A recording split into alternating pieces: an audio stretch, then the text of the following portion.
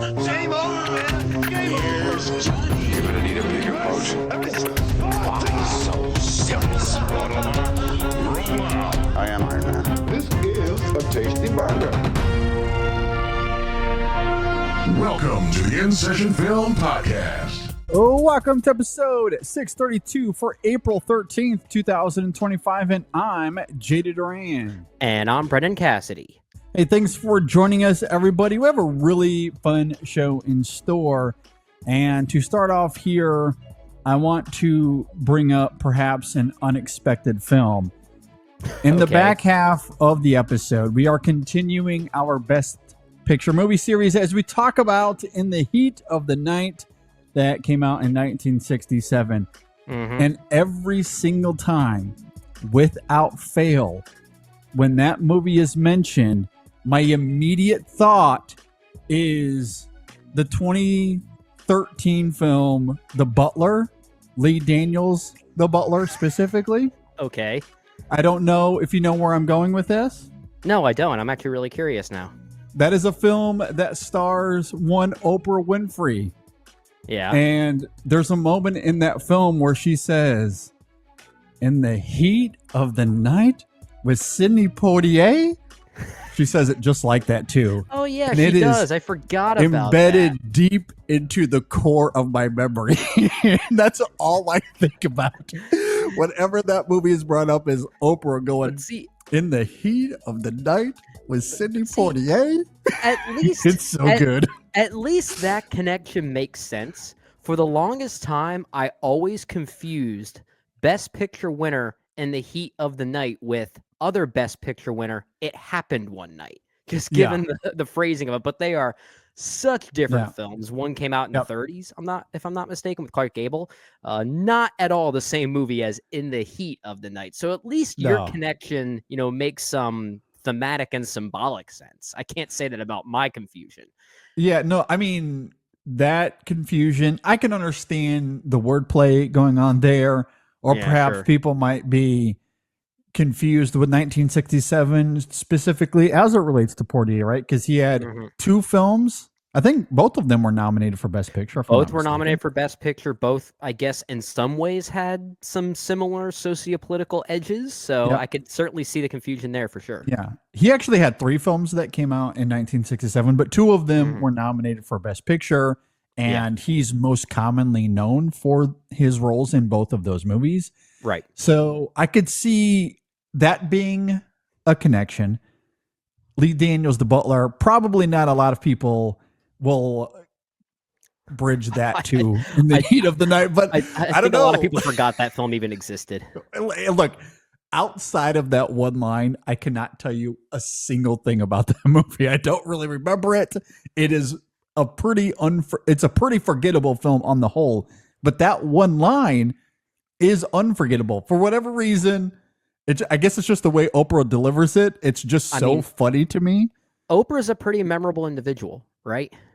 Yeah. I feel like, for many reasons. Even her small role in something like Selma, for instance. I was going to say, like, she doesn't really do a whole lot of acting, but around that time, it's like she got the itch and was in a few films that just, she just sprung up randomly a few times. And she kicked ass in The Color Purple. Yep, she was very good there. But yeah, I don't know what it is about it. I just found it very funny. So every single time In the Heat of the Night is brought up, that's what I go to. Very good connection. At any rate, that is to say, we will give a discussion. We'll talk about In the Heat of the Night in the back half of this show. To start things off, we're going to be doing something a little fun. We're going to be doing another movie draft, and this is inspired by the new film Warfare that came out in theaters with Alex Garland behind the helm there, co-directing that film, I should say. Yeah, got to make that note. We'll have a lot to say about him and especially Ray Mendoza when it comes to that film. Yep. We will give that a review later this week, so you can be on the lookout for that. But using that film as inspiration, we're going to be doing a war movie draft. And specifically, we're going to be focusing on war movies of the 21st century. So we are narrowing this down a little bit. from the year 2000 to the year of our Lord 2025. And to narrow things down a little bit further, we are also excluding fantasy and sci-fi. Right. Because as we all know, Pacific Rim would dominate this draft otherwise, and it just would not be fair. And if my memory serves me correctly, that war didn't actually happen. At least not yet. Yeah, it could. It could become a documentary at some point. But I think at this point, War for the Planet of the Apes is more of a likely documentary. That's also possible. Look, there's a lot of them that are on the table. Okay, there's quite a few of them that are on the table. Apes, kaiju monsters, not much of a difference. Yeah. So, since those films would dominate, and look, I love me a War for the Planet of the Apes. I would love to include that here, or a Pacific Rim, if you will, or maybe an Infinity War. Maybe you're one of those people. We are going to forego the fantasy sci-fi realm. Again, in the spirit of Alex Garland's Warfare, we're going to keep it more grounded and in the conventional war sense, if you will. Right. And again, films of the 21st century so far, 2000 to 2025. That's what we're doing here. And we're going to do 10 rounds. We're going to attempt to do 10 rounds. We're going to try 10 rounds. We'll see how goes. far we get when we get to 5 rounds. And if we feel like we're going too long, we might cut it. We might cut it at 5 if it gets to be a little crazy here. I think the burning question, JD, is that will we put this draft out there for people to vote on? Because the last time we did one of these drafts was for our Harrison Ford character draft, right? Yeah. And I don't recall us putting that out there for people to vote on. And I think that was partially because you and I both admitted on that show I technically won that draft. So might not have been a fair one. But I think maybe Brendan dominated. It wouldn't have mattered. Yeah. So that one I think is kind of a moot point. But maybe given how things shake up here, this might be another fun one to see who picks the better draft. Yeah. Let's get competitive here. Yeah. I mean, it's always the intention to put it out to the people. If the Harrison Ford draft didn't go out, maybe it was subconscious and that I thought it was futile. But mostly the real answer is I probably got busy throughout the week and I lost track of time and didn't get it out. That's probably the real answer. That's probably the real reason. Yeah, I'm just tooting my own horn a little bit on that one. But it doesn't matter because Brendan absolutely won that draft. I'm willing to concede. And I did on the show, like in real time. You did openly admit that. So if people were to vote and actually heard it, then they hear it from the horse's mouth. Like, well, I guess I am voting for Brendan then. Yeah, so it doesn't matter. Hopefully, it'll be a little bit more competitive on this go around. I think it will. There's a lot of we're going to go 10 rounds, and maybe that will add some depth to the conversation. We'll try to make this work time permitting. So with all of that laid out, I think we can go ahead and get right into this. Okay. I'm half tempted to just give you the floor because with the Harrison Ford movie draft, I think we all wanted to go second, but the pickings were a little leaner there than what we're dealing with here. There's certainly a lot more movies to. There's a lot more movies, and we purposely decided to focus on just the 21st century, not just because there's a lot to pick from, but this gives us room to maybe do this same draft down the line. Maybe another historical film comes out in the war subgenre, and we can do other war films, maybe from previous decades and whatnot. So we can do this draft once again. But even here, I think I have a list of almost 50 movies from the 21st century that I think are at least good enough that are worth mentioning in this conversation. So this will be fun. Yeah, this will be fun. All right. I have a digital coin here that I am ready to flip. Brendan, call it. Tails. Okay, it is flipping, and it is heads. Okay, so I guess in this case, unlike the Harrison Ford draft, whoever won the toss probably should have deferred who they wanted to go first. Well, we talked about this last time. Yeah. Winning the coin toss, do I get to pick whether I go first or defer? I think it should be that. I think you should either pick if you want to go first or defer to me, because that's the whole point of winning the coin toss, right? Yes. I think I will defer. I think I will go second here. All right, so you're gonna have me go first. Okay. Yeah. Okay. Then. Yeah, and look, there is one film that is very much at the top of my list here, but if you go with it, which is perfectly understandable if you do, You and still I have a am lot to expecting pick it, from. Yeah, You still have a there's lot to of pick great from. stuff here. Yeah, so just because I go out there and pick Dunkirk right away, it doesn't mean that there's no more Spoiler options. Yeah. I'm picking Dunkirk, so Yeah. Okay, that's totally fair. yeah. And I Um, feel like that was the one you were probably thinking of. Yeah, That of seems to be the course. most Yeah. crucial. I remember when this film first came out, people were a little bit hesitant about the fact that it was a PG-13 movie under 2 hours, but then of course Christopher Nolan comes out with a movie that once again manipulates time in the Christopher Nolan way that we're used to, but in a way that's more not even just thematically crucial, but also emotionally crucial. The way these three stories converge in a narrative that is one of the most inventive war films, not just of this time, but of many eras, I would say. And so many war films nowadays, I feel like a lot of war films nowadays, I think, are becoming way more successful at being anti-war and even claiming that they are anti-war. Back in the day, many decades ago, I feel like that was there was definitely more of a glorification, an inadvertent glorification of war.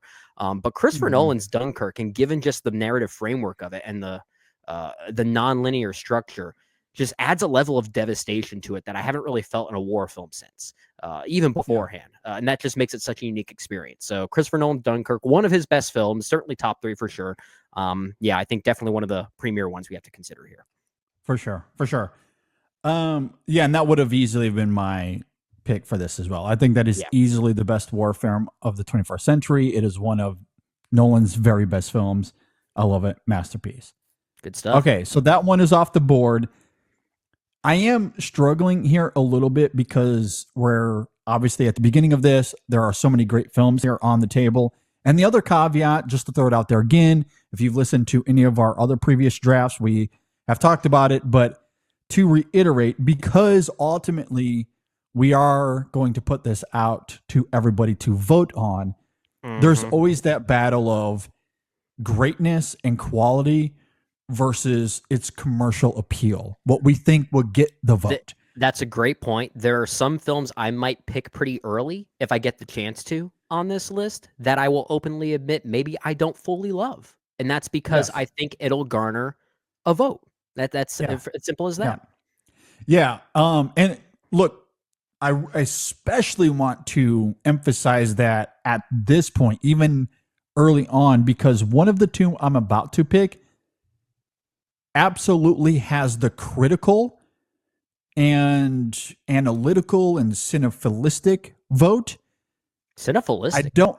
There's a word. I love that. I know. I love it. You I've just been made using that it up. a lot. We should get the encyclopedia on the line here. But I don't know about its commercial appeal. That could be a little bit polarizing. And not that people don't like it as much as I think people would. Like, there's more popular films. Sure. Is what I'm trying to say. Okay. But it is so good. I might take it anyway and hope for the best. My first film here is Zero Dark 30. That is going to be the film that I wanted this one so bad. Yeah. Zero Dark 30. This very much like Dunkirk, and I would argue the same thing with Dunkirk. It has the critical cinephile vote, but I think it also it's very popular. It is a mainstream film as well. And a lot of people love Zero Dark 30. And I mean, for obvious reasons. I don't think I really need to get into it, but it's certainly one of Bigelow's best films. It's one of the best of its year. It's one of those films. Film. It's one of those films that just feels dangerous. And I've said that before about a few films where it feels like you're lifting or you're watching something that's lifting this confidential curtain that you almost fear for your own safety having seen it. Like, it's almost like you're watching classified documents in real time. And it's a very thrilling experience. I don't want to say the other film that Catherine Bigelow directed because it's also eligible for this list, but I will say I like this one more than that other one. Yeah, I mean, I love them both, but I do agree that Zero Dark 30 is probably the better of the two. I do think it's one of the best films of 2012, so even of that decade. I think it's an absolutely terrific movie. Of those that I've seen, it might be my favorite Catherine Bigelow film. It's between that and Point Break. Yeah. I don't want to downplay Point Break. It is really great, and it's been a minute since I've seen it, but it certainly comes down to those two for me, for sure. love both of those films, and obviously Alex Garland's Warfare owes a lot to Zero Dark 30. There's a lot to compare, at least when it gets to the warfare aspect that you see at the end and the pragmatism that Zero Dark 30 shows. That is very much a formula that Warfare tries to follow in many respects. So love Zero Dark 30. That is my first pick here. My second pick, and this is where I don't know if I'm going to have the commercial appeal, but hopefully the cinephiles out there listening will agree with me. I'm going with Letters from Iwo Jima. That's a great movie. Masterpiece is going to be my second pick here. And a lot of this honestly comes down to just, I want what I consider the best films early on. I understand that this won't have the same commercial appeal as others that we'll for sure get into as this conversation goes. But if I have to narrow down, if I'm doing a top 5, Dunkirk very much in there, Zero Dark 30 in there, and Letters from Iwo Jima probably rounds out a top 3. I think it is that good. It's a phenomenal film with an incredible perspective, sophisticated nuances. The characters are great. The action is well staged. Oh yeah. It has this epic feel and quality to it. It's obviously large in scope, but I think bubbling underneath is this incredible intimacy and emotion that is just lightning in a bottle as far as Eastwood goes. I mean, really, that whole time era was that for Eastwood, but he was spoiling us a bit. Yeah, absolutely. Letters from Iwo Jima, though, is one of his very, very best movies for sure. And I couldn't not pick it here when it's available to me. I may have picked it next. If you pick something different, I probably would have gone with Letters from Iwo Jima as one of my next 2 picks here. So I honestly can't blame you here. I agree with you. It is one of Eastwood's best films, certainly top 5 at the very least. Maybe even arguably his best directorial achievement as far as just the technique of it is concerned. Sure. I mean, I'm still always going to say Unforgiven is probably his best overall movie. But there's something about the craft of Letters from Iwo Jima that I just don't think he's been able to match ever since, before or after. I think it's great stuff. Yeah. Love it. All right. Back to you. Snaking back to me. And of course it gets tricky here. The next one I'm going to go with is it's one that I feel like is a popular pick. It's one that I feel like will be hopefully one that just garners some votes. And this is something, like I said earlier, not every pick that I pick, and same with you, not every pick that you pick, JD, is necessarily a film that you like or even love. This is a film I do quite like, but I don't openly love it like most other people. It's actually a film I think kind of fizzles out by its final chapter, and that's Quentin Tarantino's Inglourious Bastards. See, this one falls into a gray area. I probably should have brought this up before we even started having the conversation, because it does fit the criteria and it also doesn't simultaneously. Which I think it more fits than it doesn't. I think the backdrop of this film, World War II specifically, is so strong and so crucial that I feel like it's too important not to overlook. And that's ultimately why I'm considering it here. Even though, maybe to your point, and I'm assuming this is the point that you are probably going to make as to why maybe it doesn't quite qualify, is that it is very much a revisionist history movie. It's not. It's not real. It borderline falls into sci-fi. Like it's all made up. So. I get that. That's. I don't know. Do we want to make a real-time decision on this? I know we did get some responses on Twitter when you posed the question that many of our listeners might consider this one still. And if I'm, our listeners are probably very much smarter than we are. So yeah, I mean, I'm not against it. I'm just. I don't know. It is weird when we're drawing a line in the sand. Mm-hmm. This film, it tiptoes that line. It does. You're not wrong. It tiptoes that line very effortlessly, which is I think that's one of its best qualities. Until its final chapter, when it becomes something else entirely. But look, I think we can consider it. A lot of people love this film. A lot of people love it. And even so, even if it is an example of revisionist history and much of what happens is untrue by the end, it's still a reflection of how people were feeling because of a real situation. Yeah. So for sure. I think the emotional realism is still there, even if the Yeah. historical realism is not. Yeah. And like I Totally said, I fair. think I think that's really why I would still include it. And I know a lot of people love it. I know some people that consider this to be Quentin Tarantino's best film. He even at the time ended the movie by saying it was his best film in a very meta way. I Sure. don't Yeah. agree. I don't agree. I don't agree either. Yeah. No, it wouldn't even be top 5 Quentin Tarantino for me personally. But I think at the very least it has his best opening sequence. Those opening Oh, 20 yeah.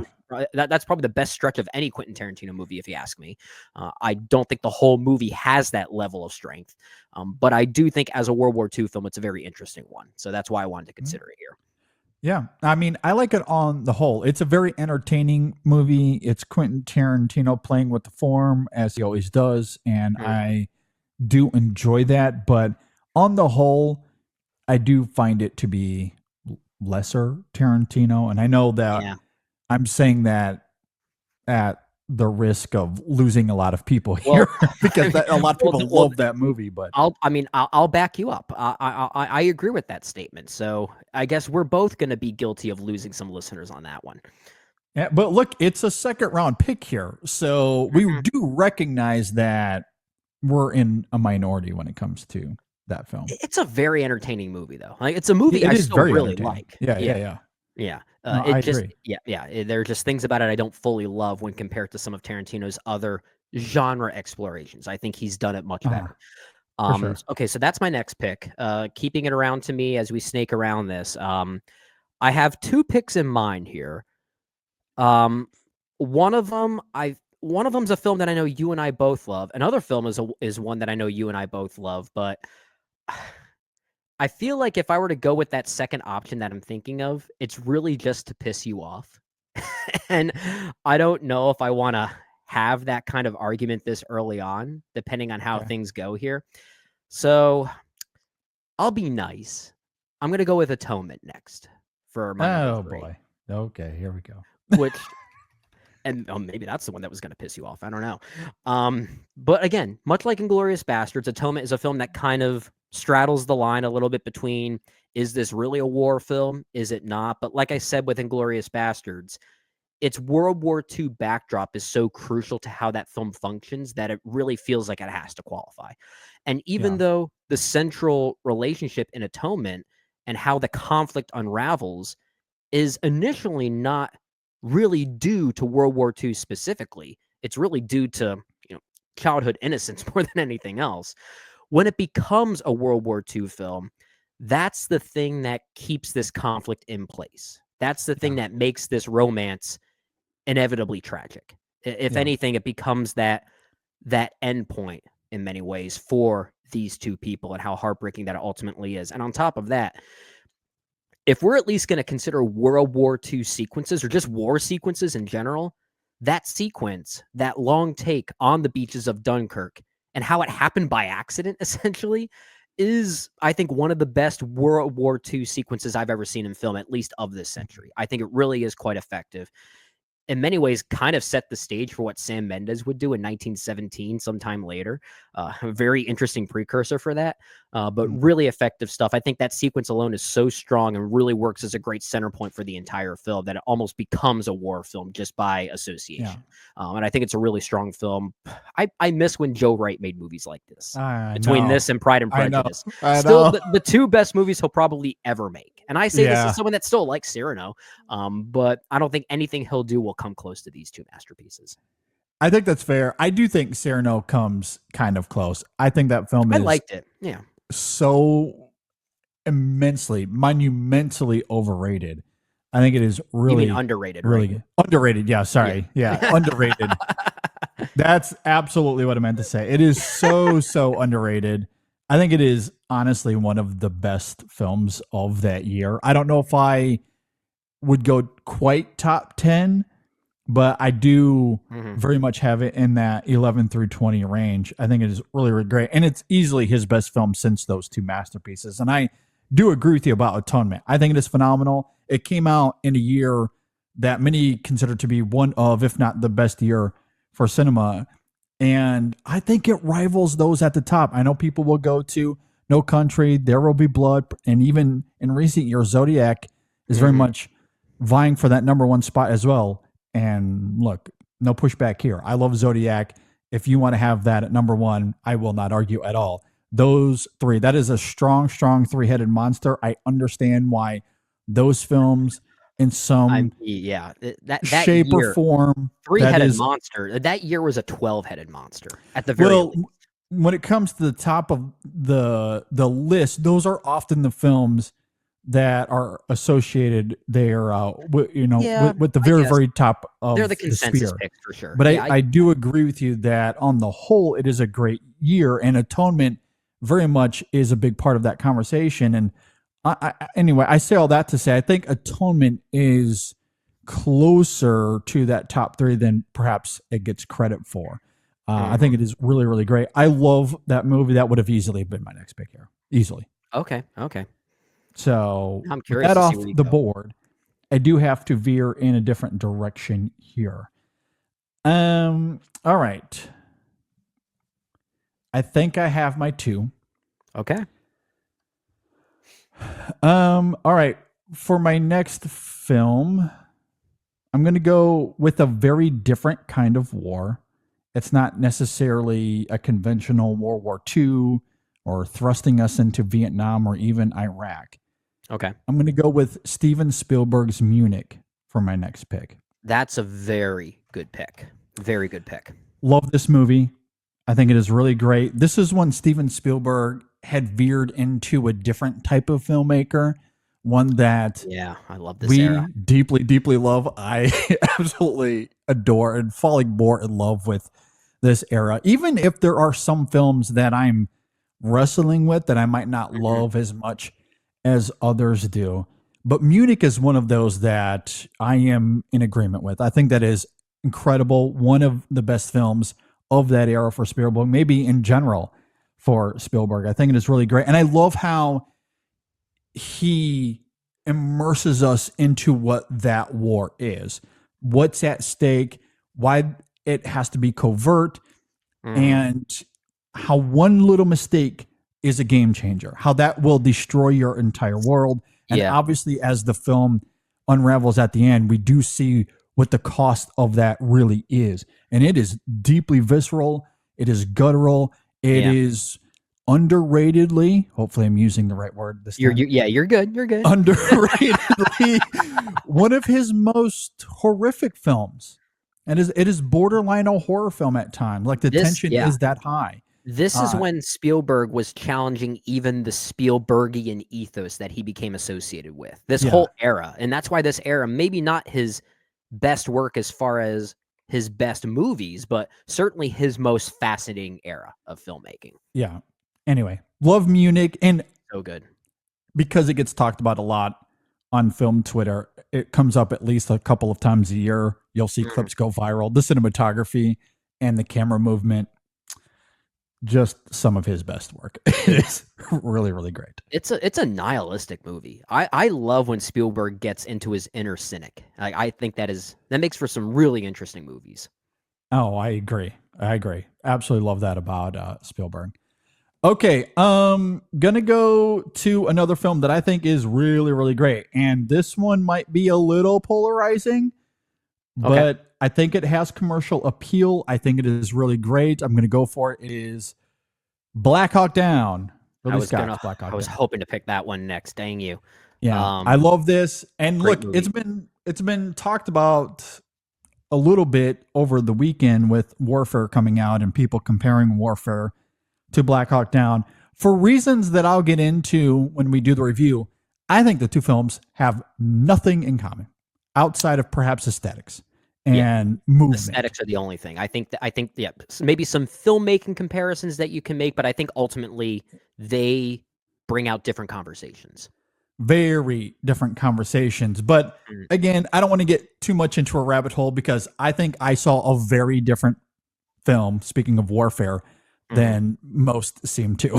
I can't wait for that conversation. Yeah, the warfare that people are talking about, I did not see that film. Maybe they played a different version in my theater. I don't know. But I don't recognize the discourse. I don't recognize what people are talking about. Well, it's got Anyway. Alex Garland's name on it. I think that's enough to Maybe invite that's it. discourse. I don't know. But the conversation around warfare, I think, is extremely applicable to Black Hawk Down. Mm-hmm. Because that is a film that on its face might look jingoistic, but it really isn't, right? Like it's an anti-war film in the sense that it's a story where the U.S. objectively fails in their mission, which is why it's so funny and ironic, the reputation historically around that film. Now, I do think people are coming around it in recent years. I think so. But I really love that film and how it subverts the jingoistic tone that it might wear on its face. And I think that is very deliberate, very, very deliberate. And ultimately, it's a movie that questions why the U.S. needs to Be rub their involved in noses in places where they don't need to be. especially when they're not prepared for whatever situation they're getting in for. Yeah. This is going to be a weird comparison, but I actually think it does make a lot of sense, especially given the fact that these two movies I'm about to bring up are both directed by at least one of the Scott brothers. But Black Hawk Down, I think, has a lot of similar thematic parallels to Top Gun, is in that they both basically utilize sort of like a machismo or a jingoistic like mentality to deconstruct that machismo going forward. And I think both films do some similar things and actually having more to say, whether it's exterior kind of masks it in a way. And I think they both do some similar things in that regard, which I think that's why Black Hawk Down especially is a very fascinating movie. I think it's one of Ridley Scott's best movies. Oh, I agree. I think it is really fantastic. And as far as war movies go, I love how the film gets to have its cake and eat it too, because the procedural of it, the military maneuverings, the sound design of the film, the technicalities that go into making the film a war movie is pristine. All of that is so fantastic, and it is gripping to watch.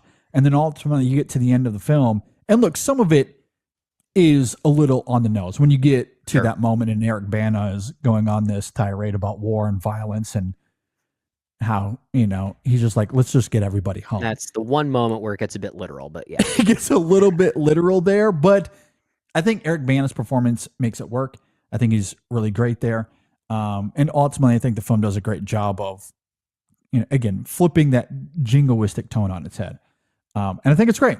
I think it is really, really good. It is one of Ridley Scott's best movies. So, yeah, it is my next pick here. Sounds good to me. All right, so we're circling it back. Let's see. This is getting tricky, man. This is getting tricky. Mm-hmm. All right. I'm going to go with The Wind Rises next. That's a good one. I was about to take that earlier. That's the one I was alluding to that I thought might upset you, and I feel like I just need to take it now. No, I mean, I'll be honest. I didn't really think about it too much. I kind of overlooked it. Oh, again, I think I used the right word there. Yeah. I look. Well, I mean, even if I hadn't, I don't know if my top four would have changed all that much, to be honest. And not because The Wind Rises isn't good enough. It is. Obviously, it is good. Yeah. But it doesn't really have the commercial appeal like some of these others do. So I don't know if my top four would have changed, to be honest. Well, I think that we're is at a that great point. pick, though. I think we're at that point where maybe we can start having a bit more picks that satisfy our hearts as opposed to just our heads. And this is a movie you and I both love. I know you've often cited this as Hayao Miyazaki's best movie, and I think at the very least it is top 3 for him. Really great. So maybe top 4 at worst, but I think it's really great. Again, if we're just doing a top 5 instead of a draft here, then that film is in my top 5, hands down. Sure. Of this specific list.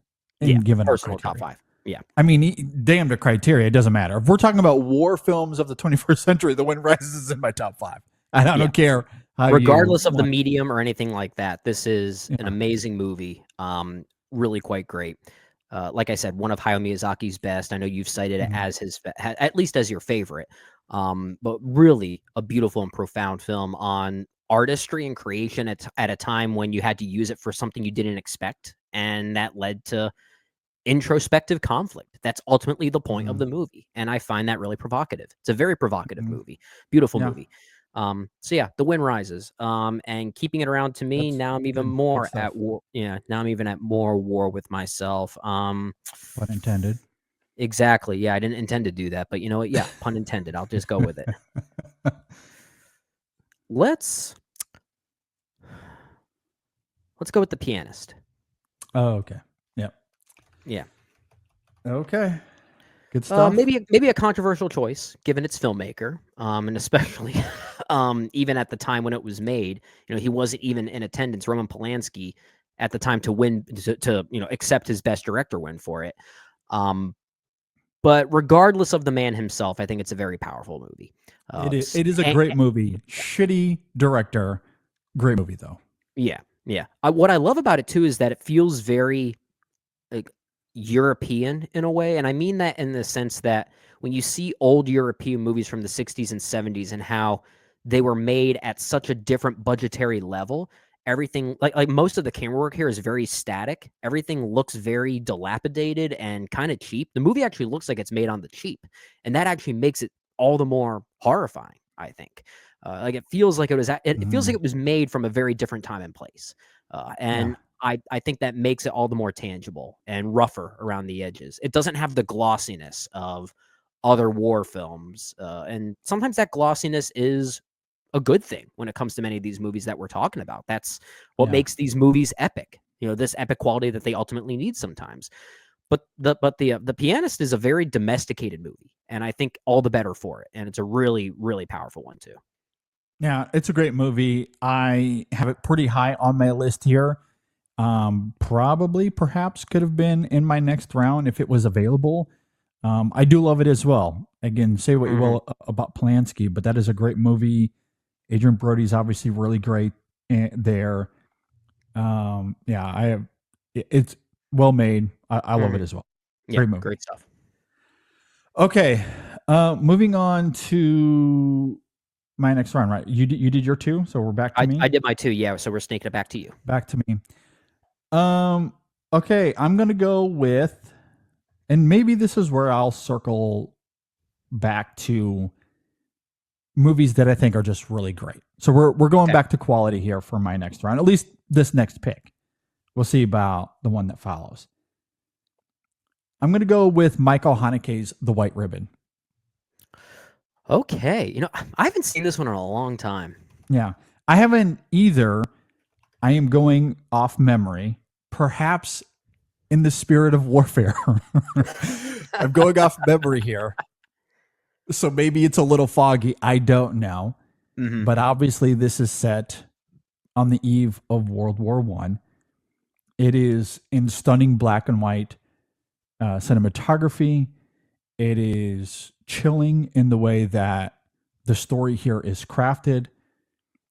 This is an intense film, given what Haneke is implying with what we see, how it tethers to the war backdrop of the film. And it's Michael Haneke, so perhaps that is expected. The man doesn't like to make comfortable movies, and this is not a comfortable movie by any stretch of the imagination. Yeah. I really like it a lot. I don't like this is, well, I was going to say this is very difficult to recommend, but again, it's Michael Haneke, and I don't know if you can recommend anything he does.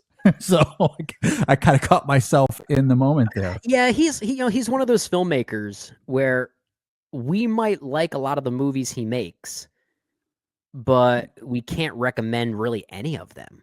I mean, especially something like Funny Games. I don't think I've ever recommended that movie to anybody. No, for sure. And look, I don't think The White Ribbon is his most cynical work. I don't think he's dismissive of these characters. There is complexity here that I do think is really great. And I love it. And I do think when we're talking about movies, war movies or movies that have a war backdrop like we're talking about here, Sure.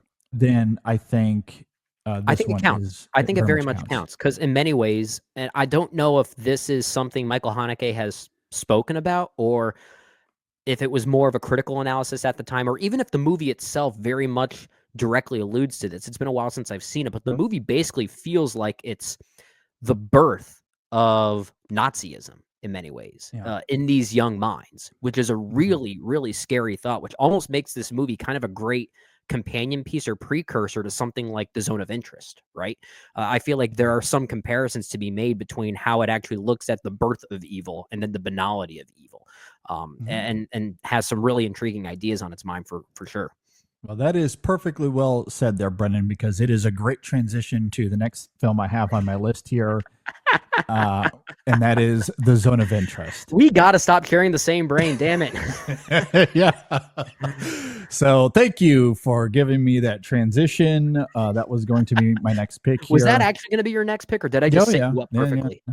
Yeah, I mean, I was debating between those two and what could be my next commercial pick. Okay. But then as I was talking about The White Ribbon and then your little addendum there, it just made sense to go with The Zone of Interest. They're like, whatever. I'm all about saving time and finding ways to cut corners in these conversations. So there you go. And also, like, you went on a run of Atonement, The Wind Rises, and The Pianist.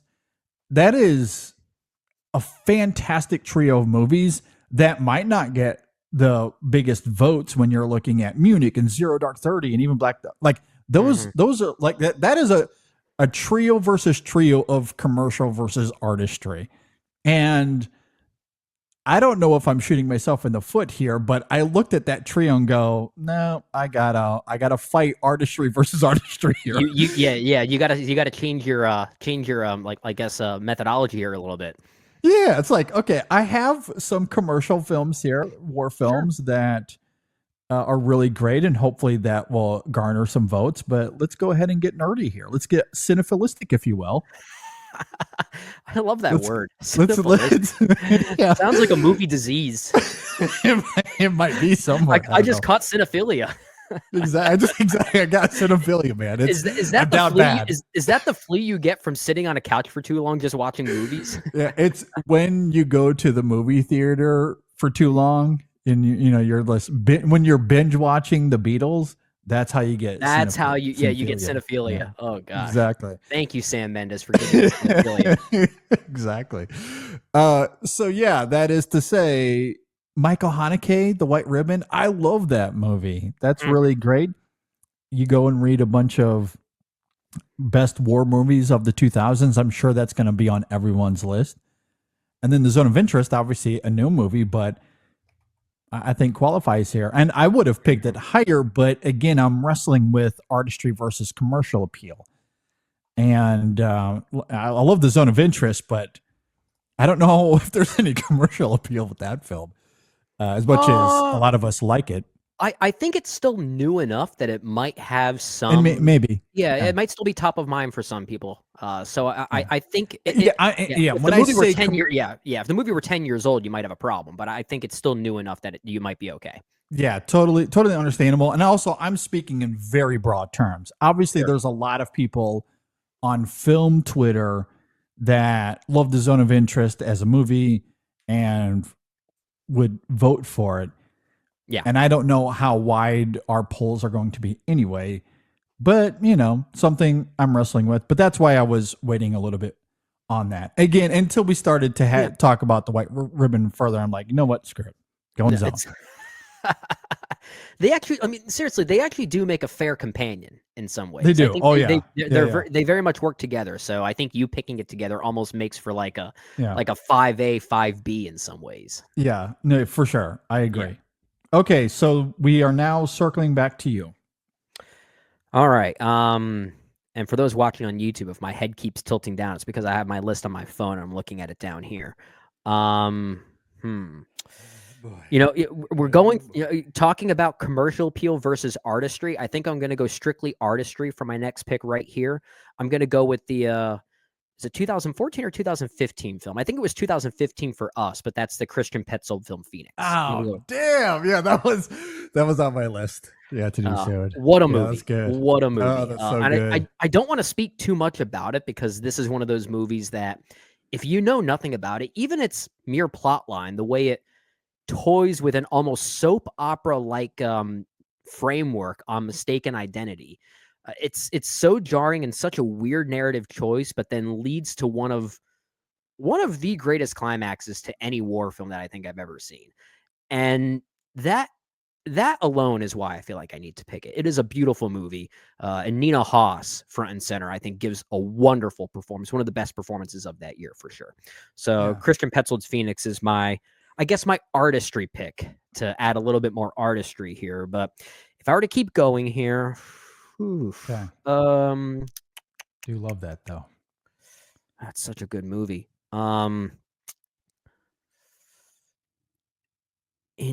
We sort of alluded to this film already, and I feel like we need both of them in our list in some way, whether we both have it or not.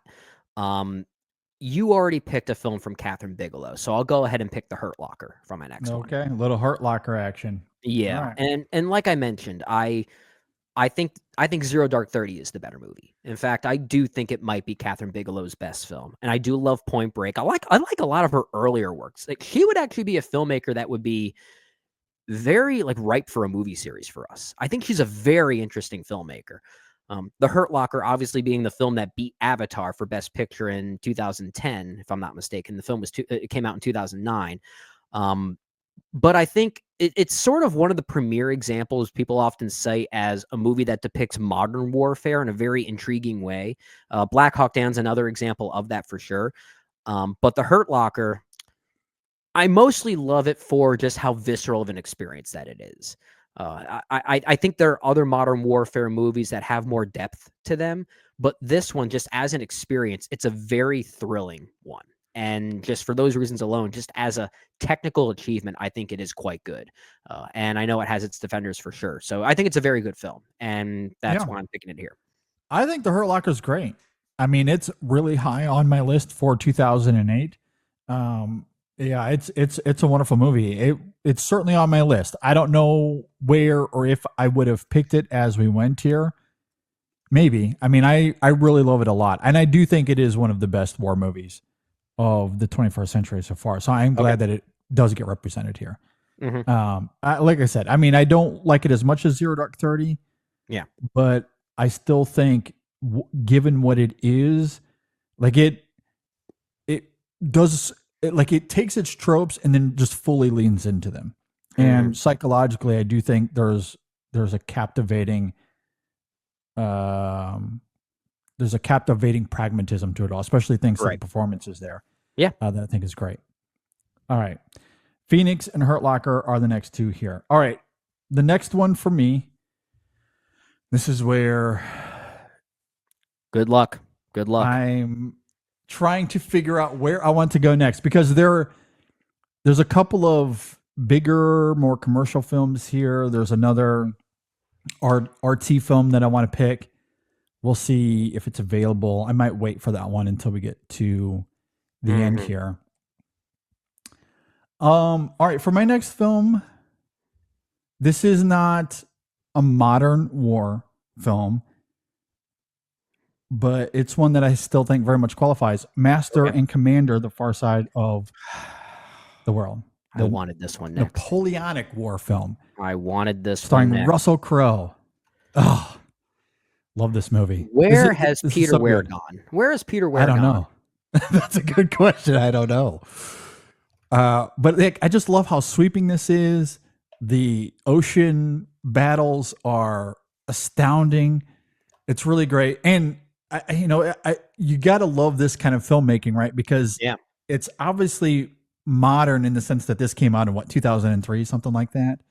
03, I think it was. Yeah, but it's also a movie that isn't dominated with heavy CGI like it would be if it was made today.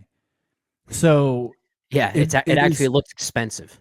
It looks expensive. It's large. It's sweeping.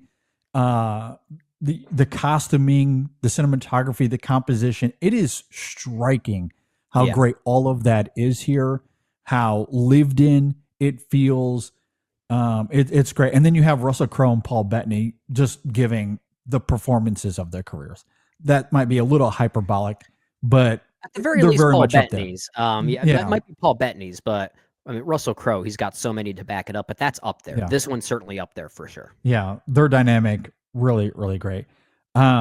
Maybe you can knit some picks when it comes to the writing of the film, but mostly I think it is astounding. I think it's one of those movies where the writing is kind of a moot point, where you can, it really just depends on character interaction, that friendship between those two, as you mentioned. I mean, it's so good and so defining of its own that you actually forget that the two of them shared a lot of screen time together in A Beautiful Mind as well. It creates a completely new dynamic. Yeah. Really great stuff. I love that movie quite a bit. Yeah. Master and Commander. All right. So that is my next pick here. All right. On to my number 8? I think we're on my number 8. Yes, it's your number 8 pick. Okay. Where do I go? Okay. Because I'm looking at 4 films here. I only got a few left. I got 3 more picks, but I got like 5 that I'm battling between. Mm-hmm. And one of them is just the JD pick. It's just the JD pick. Well, I know what one that is now, just given how much I know you. Yeah. You know what? Screw it. I'm going to go with it. I'm going to go with the JD pick. I'm going to go with Fury. Yeah, from that's 2014. what I was thinking of. I freaking love this film. I think it is so good. It's a very good film. When we talked about A Working Man just a few weeks ago, we talked about David Ayer and how this is probably his best film. I know you would say it's his best film, but David Ayer is top of mind. He has a movie that was just number 1 at the box office a few weeks ago. Yeah. So maybe this will be a good one for you to have one pretty top of mind for people. Look, and I think it is genuinely great. I know most people will look at this film, maybe they'll shrug it off. Maybe they haven't even seen it. I don't know. I do understand that the name David Ayer might keep people at an arm's length with this film. But I don't know. I think he's got some fans out there. Well, and I guess really who I'm talking to here are those that are not David Ayer fans, that see his movies and are, I don't want to say appalled, but they're not for them. That's fair. And I understand that. I mean, because outside of a few of Ayer's films, I'm not the biggest David Ayer fan in the world, but I do think Fury is genuinely terrific. I think it is really, really, really great. I mean, the action is intense. It is extremely visceral, and I do love the war sequences here. I think they're the definition of thrilling. On the same token, I think part of the thrill is the camaraderie of the cast. The chemistry they have is truly sensational. It is some of the best chemistry, and it's just a handful Great of them. camaraderie. Right? 5 of them, I believe, in this tank. And it is some of the best chemistry you'll ever see in a war film. It is really, really great. And then I think additionally to that, what's so good about the film, even though so much of it is about being on the front lines in World War II, but this is a film that is not afraid to pause, to take a time out from the action and give these characters something to attach themselves to besides being in the fight. And boy, that is a big part of the action when that is unfolding, them being in the fight. But that second act and what we see there, I think is so crucial to this film. And that's what defines it. Like, to me, that's what makes it really great, because more than it being this tank movie and being about the camaraderie of this group of men, I mean, this is a film about these soldiers wanting and seeking normalcy desperately when they can, at any moment they can get. And thematically, I think that is extremely rich in this film. and execution, I think it's really great. And maybe most underrated about this film is Stephen Price's score. I know he won an Oscar the year before. I think you can argue this one is better than his Gravity It's score. just as good at the very least. Yeah. It is so good. It is really, really terrific. So I don't know what he was smoking during that era, but my God, Stephen Price was on one. And it's good. It's so good. So, He makes you feel things for sure. It's interesting, anyway, David Ayer's. my Well, yeah, it's interesting, David Ayer's trajectory as a filmmaker, because so many filmmakers may start off at a certain, I guess, more with a more playful energy, I guess, and then garner more sophistication as they go. David Ayer kind of found that sophistication pretty early on with movies like End of Watch and Fury, and now is just getting more playful as he gets older. Yeah. Sometimes successfully so, sometimes not so much. But I just love that he's kind of on a reverse trajectory, as we see with most filmmakers, which is pretty intriguing. But I like this movie quite a bit. I think it's very good. Oh, it's so good. So good. I will go to bat for it. I will champion it. I think it is genuinely incredible. All right, so that is Fury. So now we circle back to you. All Quiet on the Western Front. Oh boy. Okay. Yeah, that was going to be one of my last two if it made it that far. Yeah, and it's a film I really like. It's a film I really like quite a bit. It wasn't in my top 10 of that year. May have just missed my top 20, or it was on the cutting edge of my top 20. I don't think it's a perfect movie, but there are sequences in there that made us realize why we should be paying attention to a director like Edward Berger. So yeah, I think it's quite good, and I think the directorial efforts of it, and also the central lead performance as well, just as a tale of lost innocence, I think it's even more powerful in that way than anything else. At least that's the thing I latched onto. So really good stuff there. For my next one after that, man, where could we go with this one? Where could we go? I don't know. I don't even know what you're thinking of either. So this is. I know. Don't steal my picks now. I might get a little strange with this one. I might go with one that's a bit off the beaten path. I'm gonna go Kingdom of Heaven. Okay. Whew. He didn't take it. He didn't take it. Okay. A very different kind of war film. This one depicting the Crusades. So to some people, they might not even consider this as a war film by the most, I guess, traditional definition. But I think it definitely still qualifies. It absolutely still qualifies. And when I say I'm picking Kingdom of Heaven, I'm picking the director's cut.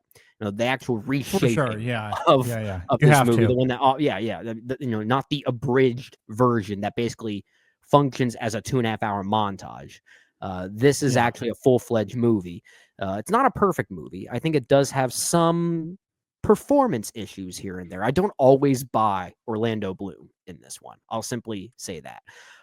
But I think as a war film depicting a very different type of war, a very different historical period of war, I think it's a very interesting one. And I actually think it taps into some pretty intriguing ideas that Ridley Scott was mining out of this, which makes him a very interesting filmmaker. And as we talk about, he's a filmmaker that just doesn't really give a crap anymore.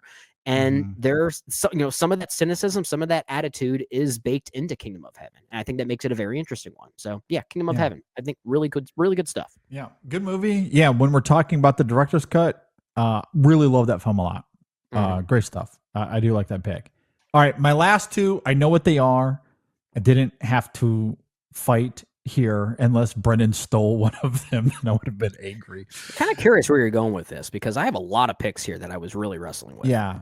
And here I am circling back to artistry more so than commercial appeal.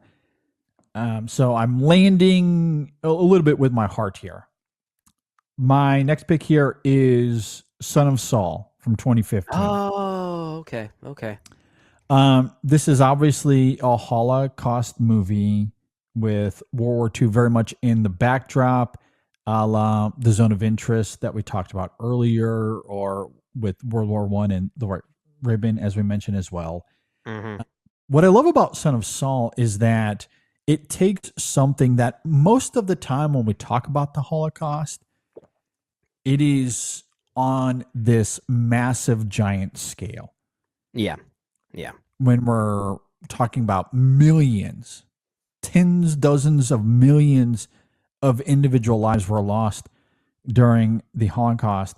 And this is a film that takes this awful tragedy and puts it through the perspective of a single individual.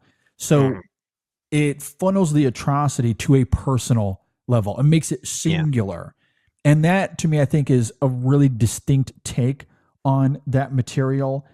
And it is obviously harrowing. It is tragic and devastating. But I do love how the film is able to take something, that is large scale and make it so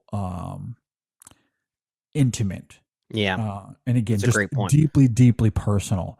Yeah. I think it's really great. And it has a fantastic central performance. Yeah. Yeah. It's really one of the few times. I mean, we often talk about war films being horrifying, right? But this is maybe the one war film that I would say is the closest to actually being a literal horror film. This very much feels like a horror film in a lot of ways. Yeah. Yeah, exactly. Especially because the camera is a close medium shot of Saul the entire time. Yeah. Like it never doesn't leave. Sways from that. So as the character moves, we're experiencing what he does. And oftentimes it is these bursts of violence or these, he's witnessing these terrible atrocities unfold. And so like it takes the personal experience of Saul and kind of thrust that to the audience. And so, that is very horrific in execution. Yeah. And it's just like, it's framed like it would be a horror film. Like it actually has some horror-like tactics to it that actually feel welcomed in that movie. Yeah. No, I agree. Yeah. So love Son of Saul. That is what my 9th pick here. Yep. You've got one more pick. And then I've got one more pick here after you. And I wasn't sure if this film was going to make it all the way to the end here because it's a movie that you and I both love. Okay. Unless you've changed your mind on it. I don't know. And admittedly, I haven't seen this in a while. It's been almost a decade since I've seen the film. It was the first Netflix original. It is Beasts of No Nation. I still love this movie. Cary Fukunaga, hell of a filmmaker. Yeah. And I love this film. It is devastating and it's heartbreaking the way that it injects a child into warfare. But how the film, it handles all of that with this deft vigor that I think is really great. And still to this day, I think that ending is one of the best endings we've seen with any Netflix film. Those final shots are that beat so shot. good. Yeah. It is really, really terrific. So it's great. Yeah, stuff. I love that film. I think it is one of the best of 2015. I don't really remember where or how it ranks with my 2015 list, but I think that film is that was somewhere in my top 20. Yeah, and one to see if you haven't seen it, but I think a very worthy film for my last pick here. Hard to believe that film started it all and gave birth to the Red Notices of the world.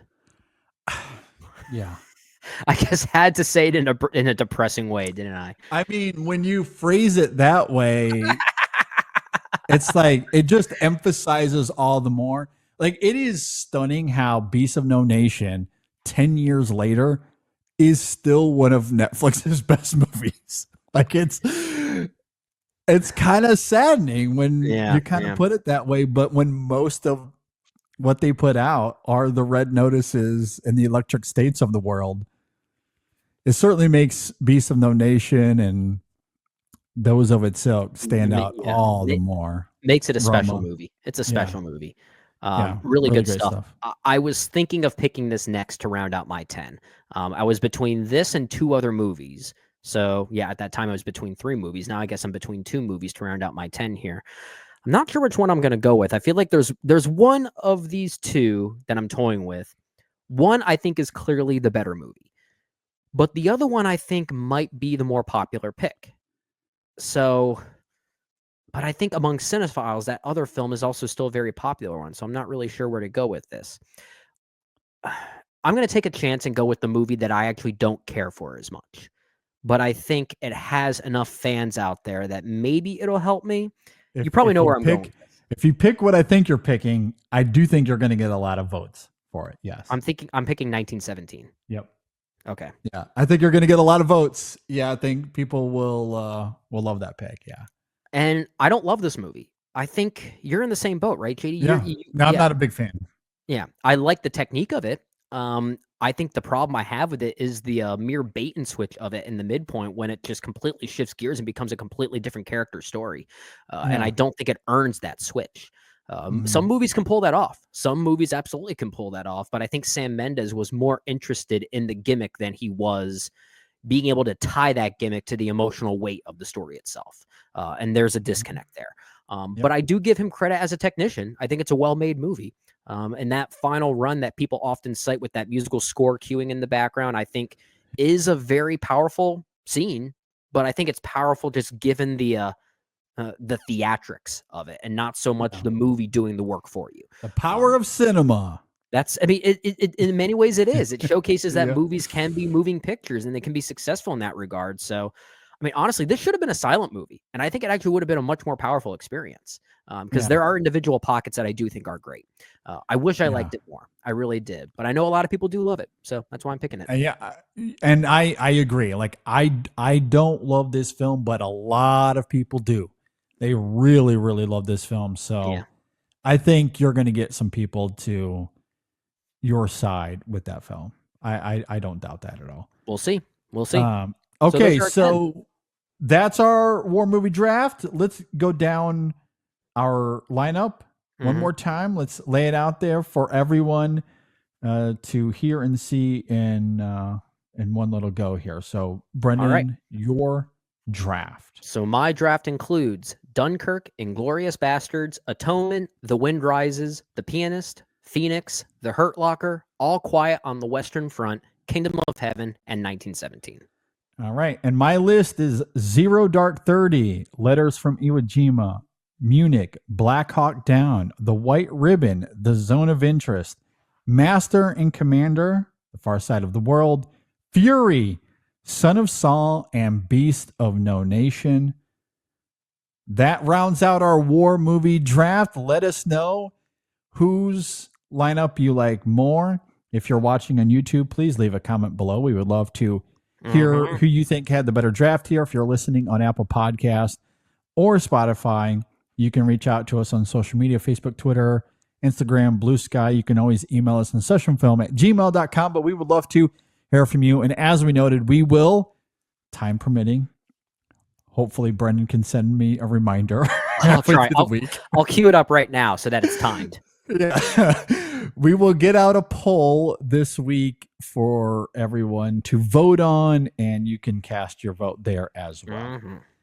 So we do hope to hear from everyone.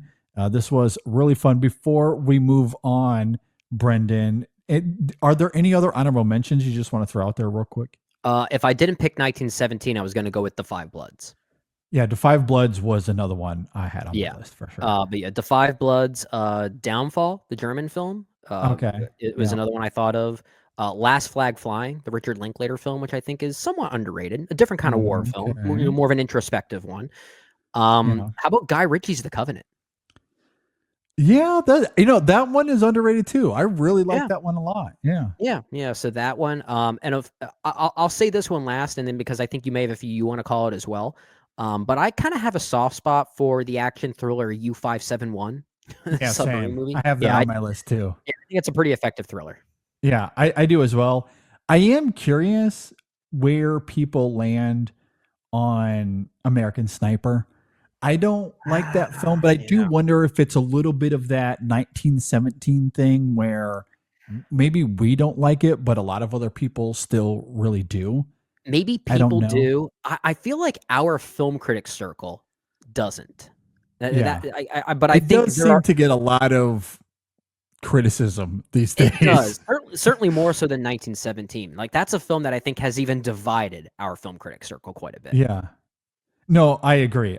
So just one that I wanted to throw out there because at the time, especially, American Sniper was mostly well received, I would say. And I've seen it on a bunch of lists over the years. I think it's a people. Let me say it again. I think it's a film that people still really like. Some people, I just don't know how vast that is. That's why I pose it as a question. I'm just not really sure. I think it's on the verge of becoming pretty forgotten. Yeah, and it might be. You might be right. You might be right about that.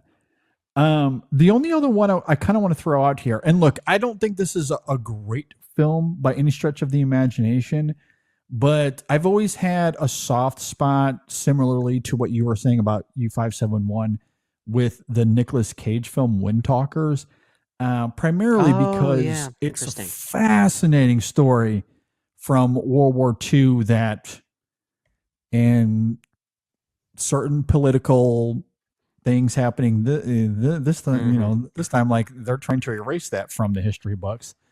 But it's such a compelling story, and honestly, so much of the Pacific was won because of the Windtalkers. So I think the action and the battles that you see there, like, is really well shot, and well made. Like, I think the filmmaking is very much there, large in scope. There were a lot of war films at the time that all kind of followed a similar formula of trying to get people to the theater, which I kind of at least appreciated because they were at least well made, even if they weren't necessarily great movies. But Windtalkers was one of them. I kind of have a soft spot for Tears of the Sun, the Anton Fuqua film starring Bruce Willis. Yeah, another example of that. Another good example, for sure. And I always think about that film in relation to the score, because I think Hans Zimmer did it, or one of his boys did that film, but it was one of the first that he collaborated with Steve Jablonsky. And there's one track on that score just called the Jablonsky Files. And it's always funny to hear Hans Zimmer talk about it, because he talks about it like they just went into the studio one day and Jablonsky's already working on some stuff, and he's showing Zimmer this cue. And Hans Zimmer was blown away, like, okay, I didn't know that we were just making music already this morning. Like, it's just so funny. So Tears of the Sun, if that's what you're talking about, it was scored by Hans Zimmer in collaboration with Lisa Gerrard, who is his primary vocalist on many of his scores. So she was a vocalist on, let's say, Dune, for instance, Dune and Dune Part 2. And has also been a composer on films like, it looks like she was an additional music composer for Ferrari. So she's definitely, she at least appears to be one of Hans Zimmer's publishers, for sure. Yeah, absolutely. They've worked together a lot. In fact, when I went to see Hans Zimmer in concert back in November, whenever that was, she was there and was a part of that, which was really fun. But yeah, anyway, when I think about that film, I correlate it to that Hans Zimmer Jablonsky story. But we're at a point now where all film scores in recent years can somehow trace themselves back to Hans Zimmer. Right? Yeah, absolutely. And the last one I'll just note here real fast, I won't get into it, is Flags of Our Fathers. Some weeks ago, I forget which topic how this came about. Maybe we had an Eastwood conversation. I don't really remember. But I brought up Flags of Our Fathers as lesser Eastwood, but I still think it's good. It's not great, but good, and a fascinating compliment to Letters from Iwo Jima. It certainly becomes better. It becomes better when you watch it in conjunction with Letters from Iwo Jima. For sure. No, I agree. All right, Brandon, let's talk about swag, InSession Film merch. Shirts, toys, gear, all the above. All the above. If you want to support the show, we would really appreciate it if you do support the show. And one way you can do that is by rocking awesome InSession Film merch. We have t-shirts and all kinds of fun designs that we've been working up, that we've been cooking up, as the kids say these days. Yeah, seriously. And, recently we've released 2 different shirts, and I cannot wait to get this newest one. We have one that says film score junkie on it. And obviously, I am certainly one of those. Oh, absolutely. So I cannot wait to dig into that one and get one of those shirts. Last week, I think it was last week on the show, we unveiled a new design that said movies are my expensive form of therapy, which is they are expensive for sure. Yes, very, very much so. So you can go and get that one as well. We got one for The Substance, being an Oscar winner. We got a Lester Bangs quote if you want to go and check that out. We got an Arrival shirt, a Midnight Special shirt, all kinds of fun stuff. And of course, we got Women in Session, Chasing Gold, all kinds of fun stuff. And once again, I have to give you a lot of credit, JD, on coming up with these designs and doing some great work here. So once again, good stuff. I appreciate it. If you want to get an InSession Film shirt, there are a couple ways. You go to InSessionFilm.com/store. So you can go directly to our website, or you can go to InSessionFilm.dashery.com. This is in relation to TeePublic, where we host our store online. Just go to InSessionFilm.dashery.com, and there you can see all of our designs and get all of our merch there, all in one central place. It's very, very easy and simplified. InSessionFilm.dashery.com, or simply go to InSessionFilm.com/store. Either way, you will see all the designs there, and you can check it out and get yourself an InSession Film t-shirt. And we really appreciate those that offer your support. Our Brennan coffee, I love it. Medicine, we love it. We necessary. Need it. Brain fuel, body fuel, human fuel. Exactly. It's the only way I can get through the day. I love me some coffee. I'm running on about 17 cups a day. When you have 2 young kids, it's the only way to get through the day. I might have to call the hospital on you. And look, I love it. And if you're going to be drinking coffee, you might as well drink great coffee. No wonder you're addicted when you're drinking coffee, Colt. Exactly. You don't want to be drinking the garbage you get from the store. It's not good coffee. It's not good coffee. At times, it's not even coffee. Depending on the brand, it might not even be coffee. Good Lord. Yeah, you might as well drink great coffee. That's why we love Coffee Cult. They source specialty grade coffee from all over the world. We are talking literally the best coffee that money can buy from, again, Colombia, Ethiopia, Kenya, all over the world. They get the best coffee and they filter it down, like they get rid of all the defects. So they filter it down an extra step to make sure that every bean is pristine. It is the very best. And the roasting process is very specific. It's also roast to order. So the coffee's not just sitting around in some sort of warehouse. It is extremely fresh. Once the order comes in, that's when they roast it. They ship it out. So you're getting extremely fresh coffee. It's high-end gourmet coffee. It is incredible. Incredible. This is not a coffee you have to drown in sugar and milk and caramel and all kinds of nonsense. No, and for those of us that love, but if we love our coffee black, we've got the flavor that we need right there. Because this coffee has natural, vibrant notes. Depending on the coffee, it can be fruit forward and have, these vibrant strawberry or blueberry notes. If it's a coffee that has chocolate or like oaty notes, you can taste those very well. And that's why you got to go check it out. So go to coffeecult.com. That's coffee with the K, cult with the K, coffeecult.com. At checkout, use our code ISF25. Again, that code is ISF25. Use that at checkout. Get 15% off your order. You're going to love it. I promise. Go check it out. And we thank Coffee Cult for their support. Okay, with all of that said, let's go ahead and move on to our Best Picture movie series. If you're just joining us, welcome to 1967. You're a little late in the decade. Well, you're joining at a good time, folks, because this is when things shifted for American cinema. Yes, for sure. And we'll certainly get into that as we begin the review. But yes, we are covering the 1960s. If you missed any of the previous conversations on The Apartment, West Side Story, Lawrence of Arabia, Tom Jones, My Fair Lady, The Sound of Music, and A Man for All Seasons, we have covered those films over the last few weeks. It was a great time. And we have 3 more films to cover for the decade. In the Heat of the Night, 1967, this film was nominated up against Bonnie and Clyde, Dr. Dolittle, The Graduate, and Guess Who's Coming to Dinner. As we noted up at the very top of the show, Sidney Poitier obviously in 2 of those movies, even though he wasn't nominated at all for either one of those films. We've got thoughts. Or at least I've got thoughts. And look, maybe it's indicative of the Academy and the tensions of the time. Maybe it was all extremely meta. I don't know. But wouldn't surprise me. Wouldn't surprise me. At any rate, we'll talk about In the Heat of the Night. It is a fascinating winner, given 1967.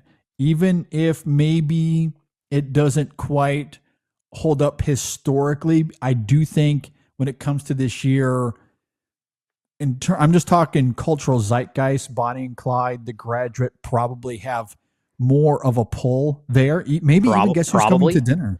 Probably. Yeah. I think those two definitely have more of a pull for sure. Absolutely. But In the Heat of the Night, it's not like a quiet winner. Like it's not buried. Like The Graduate and Bonnie and Clyde have certainly taken the zeitgeist more of a hold. But In the Heat of the Night has simmered.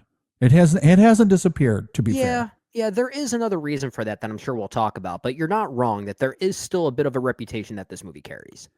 For sure. Okay, with all of that laid out, you ready to get into this? Yeah, let's talk about the night. Let's talk about it's a hot the one. Heat. The heat of the night. The hot ones. Yeah, this was the hot ones of its day. It is directed by Norman Jewison, and it stars Sidney Poitier, Rod Steiger, Warren Oates, Lee Grant, and a bunch of others that come and go throughout the film. If you're not familiar with In the Heat of the Night, a Black Philadelphia police detective is mistakenly suspected of a local murder while passing through a racially hostile Mississippi town, and after being cleared, is reluctantly asked by the police chief, the Philadelphia police chief, as well as the local one, to investigate the case.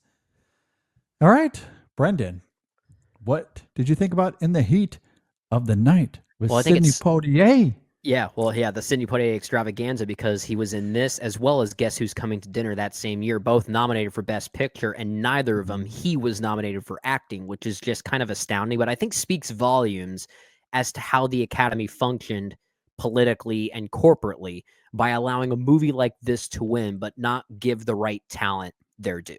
I think that certainly speaks volumes and why it is such a fascinating winner. First off, was this a first-time watch for you, or had you seen this one before? No, I had seen it, but like we've discussed with some of these others, it was back in college sometime. So it had been about 20 years. God, I'm getting so old. I know. Me too. It's been close to that. Yeah.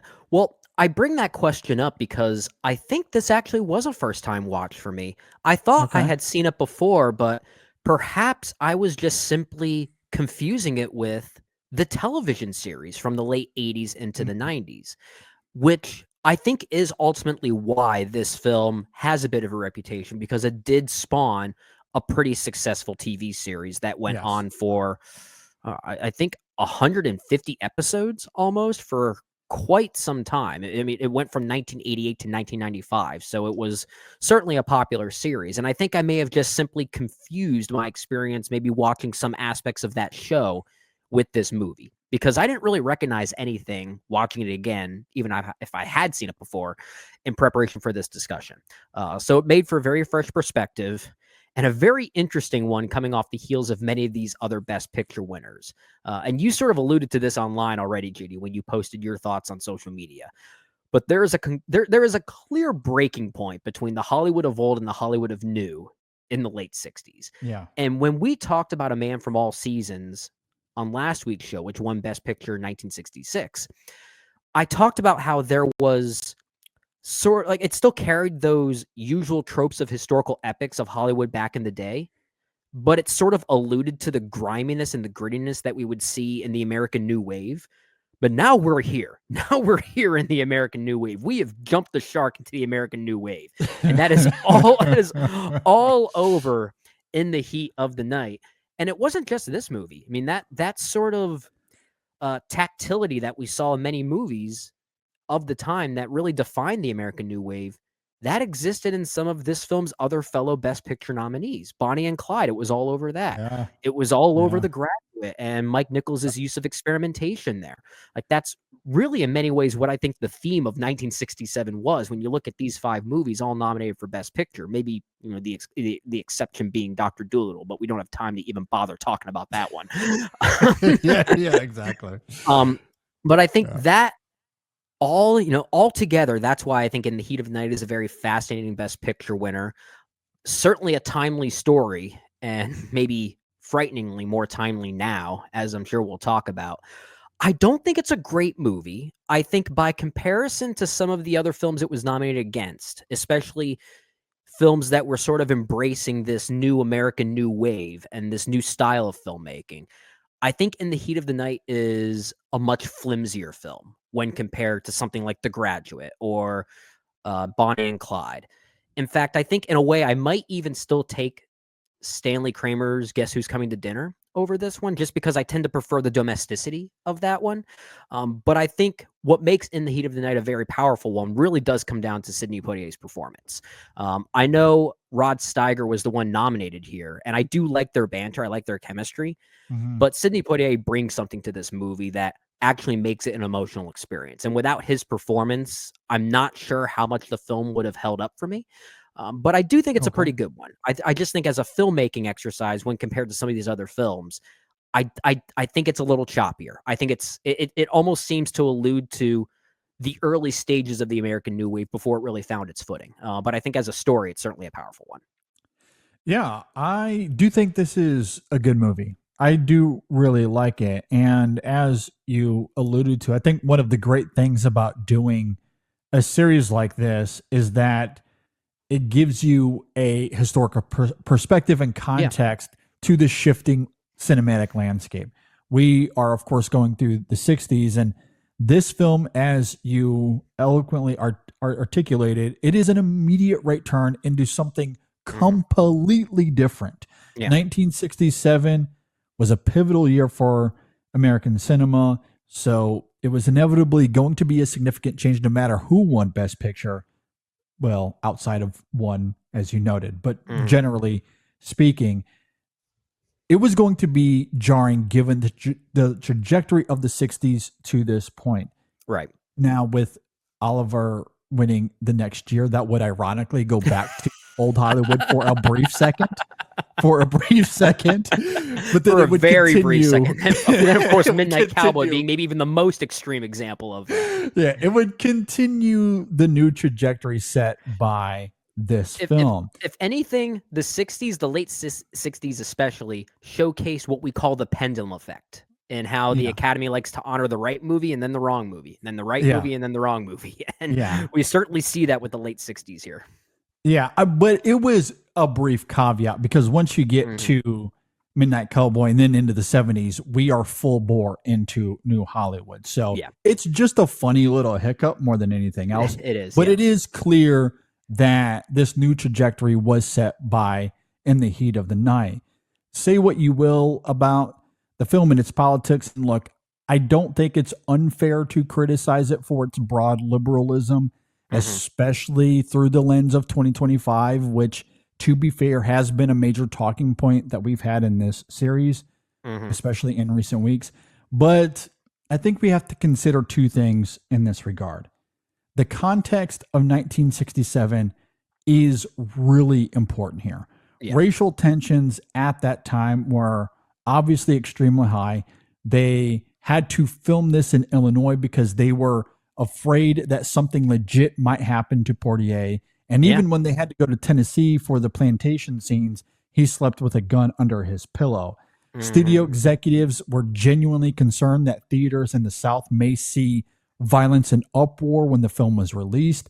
You're just a few years removed from the Civil Rights Bill being passed in Congress. That same year, you had the violent Detroit riots in Detroit. So I think you can equally argue that given the time, there is a provocative quality to this film. Absolutely.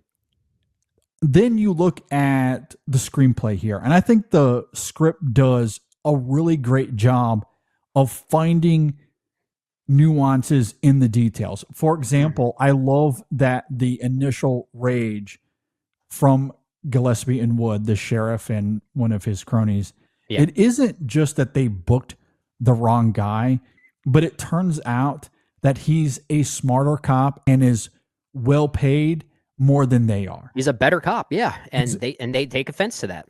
Better and better paid. Yeah. There's also the moment where Tibbs finds Wood in this lie near the end of the film because he has, speaking of Tibbs, he has information that came from when he was wrongfully booked, ensuring that Tibbs is always 2 steps ahead of these other police officers. I think the film does a great job of turning every little interaction that in the hands of another writer and director would just be simple police procedural interactions.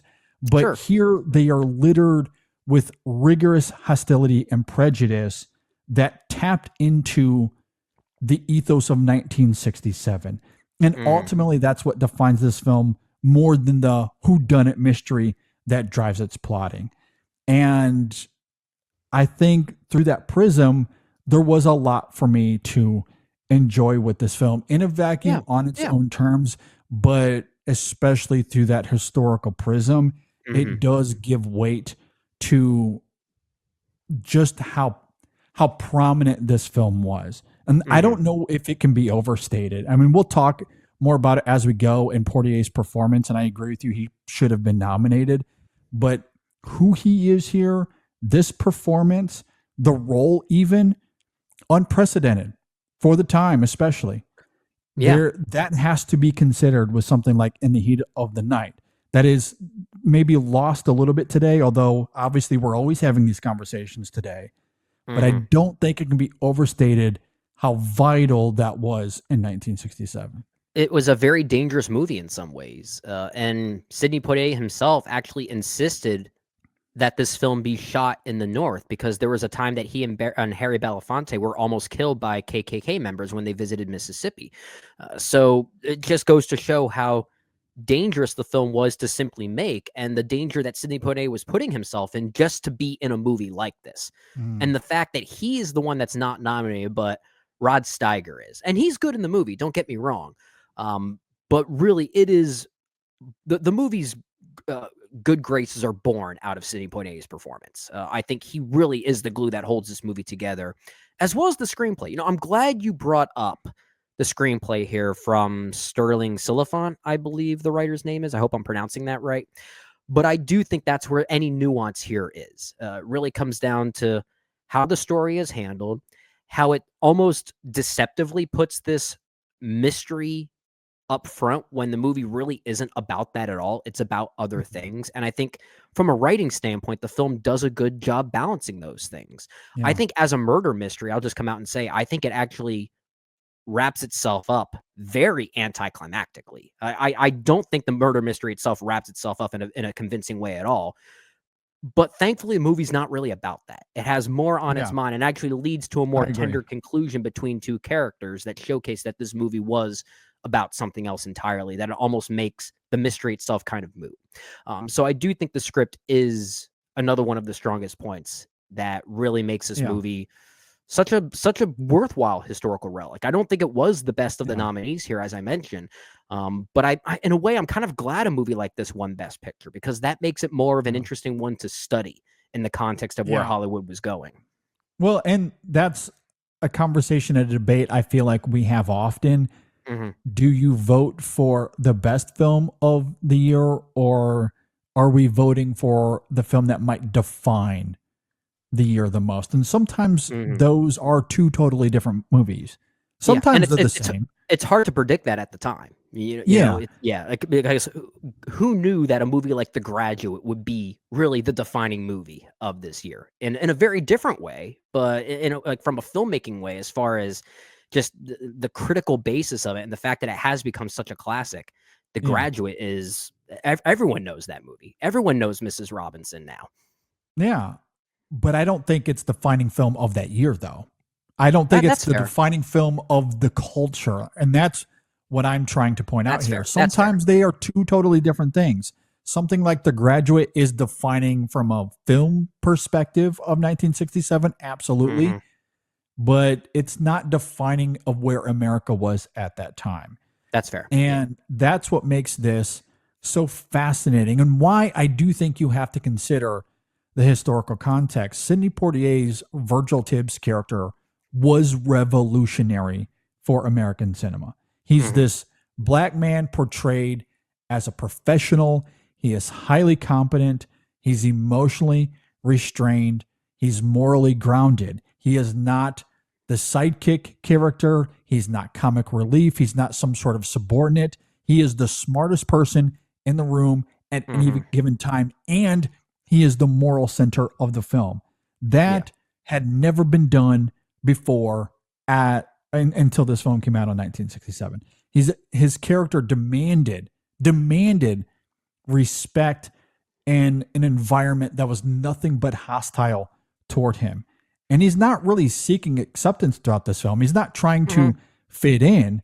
He is challenging them at every turn, right? That's why the line, "They call me Mr. Tibbs," was and is still so impactful because it challenges Southern customs where black men were often addressed dismissively as something like boy, which they do call him throughout this film. Boy, son.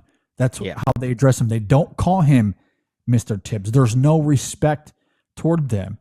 So that moment when it comes, "They call me Mr. Tibbs," it was a bombshell. It was a cultural landmine that set off and subverted tropes that still are felt today. So I agree with you. As a movie, there are problems here. There's no doubt about it. I don't think that the ending of the film is all that sharp or incisive. And there are moments throughout, especially regarding the mystery of the film, that feel a little sloppy. I just don't think that is at all what this film is about. That is nothing more than a cipher for the film's ideas and depictions of racism and prejudice and how Tibbs is treated throughout the film. And again, how there are, in every little moment, it is set up for some sort of bickering or challenging to take place.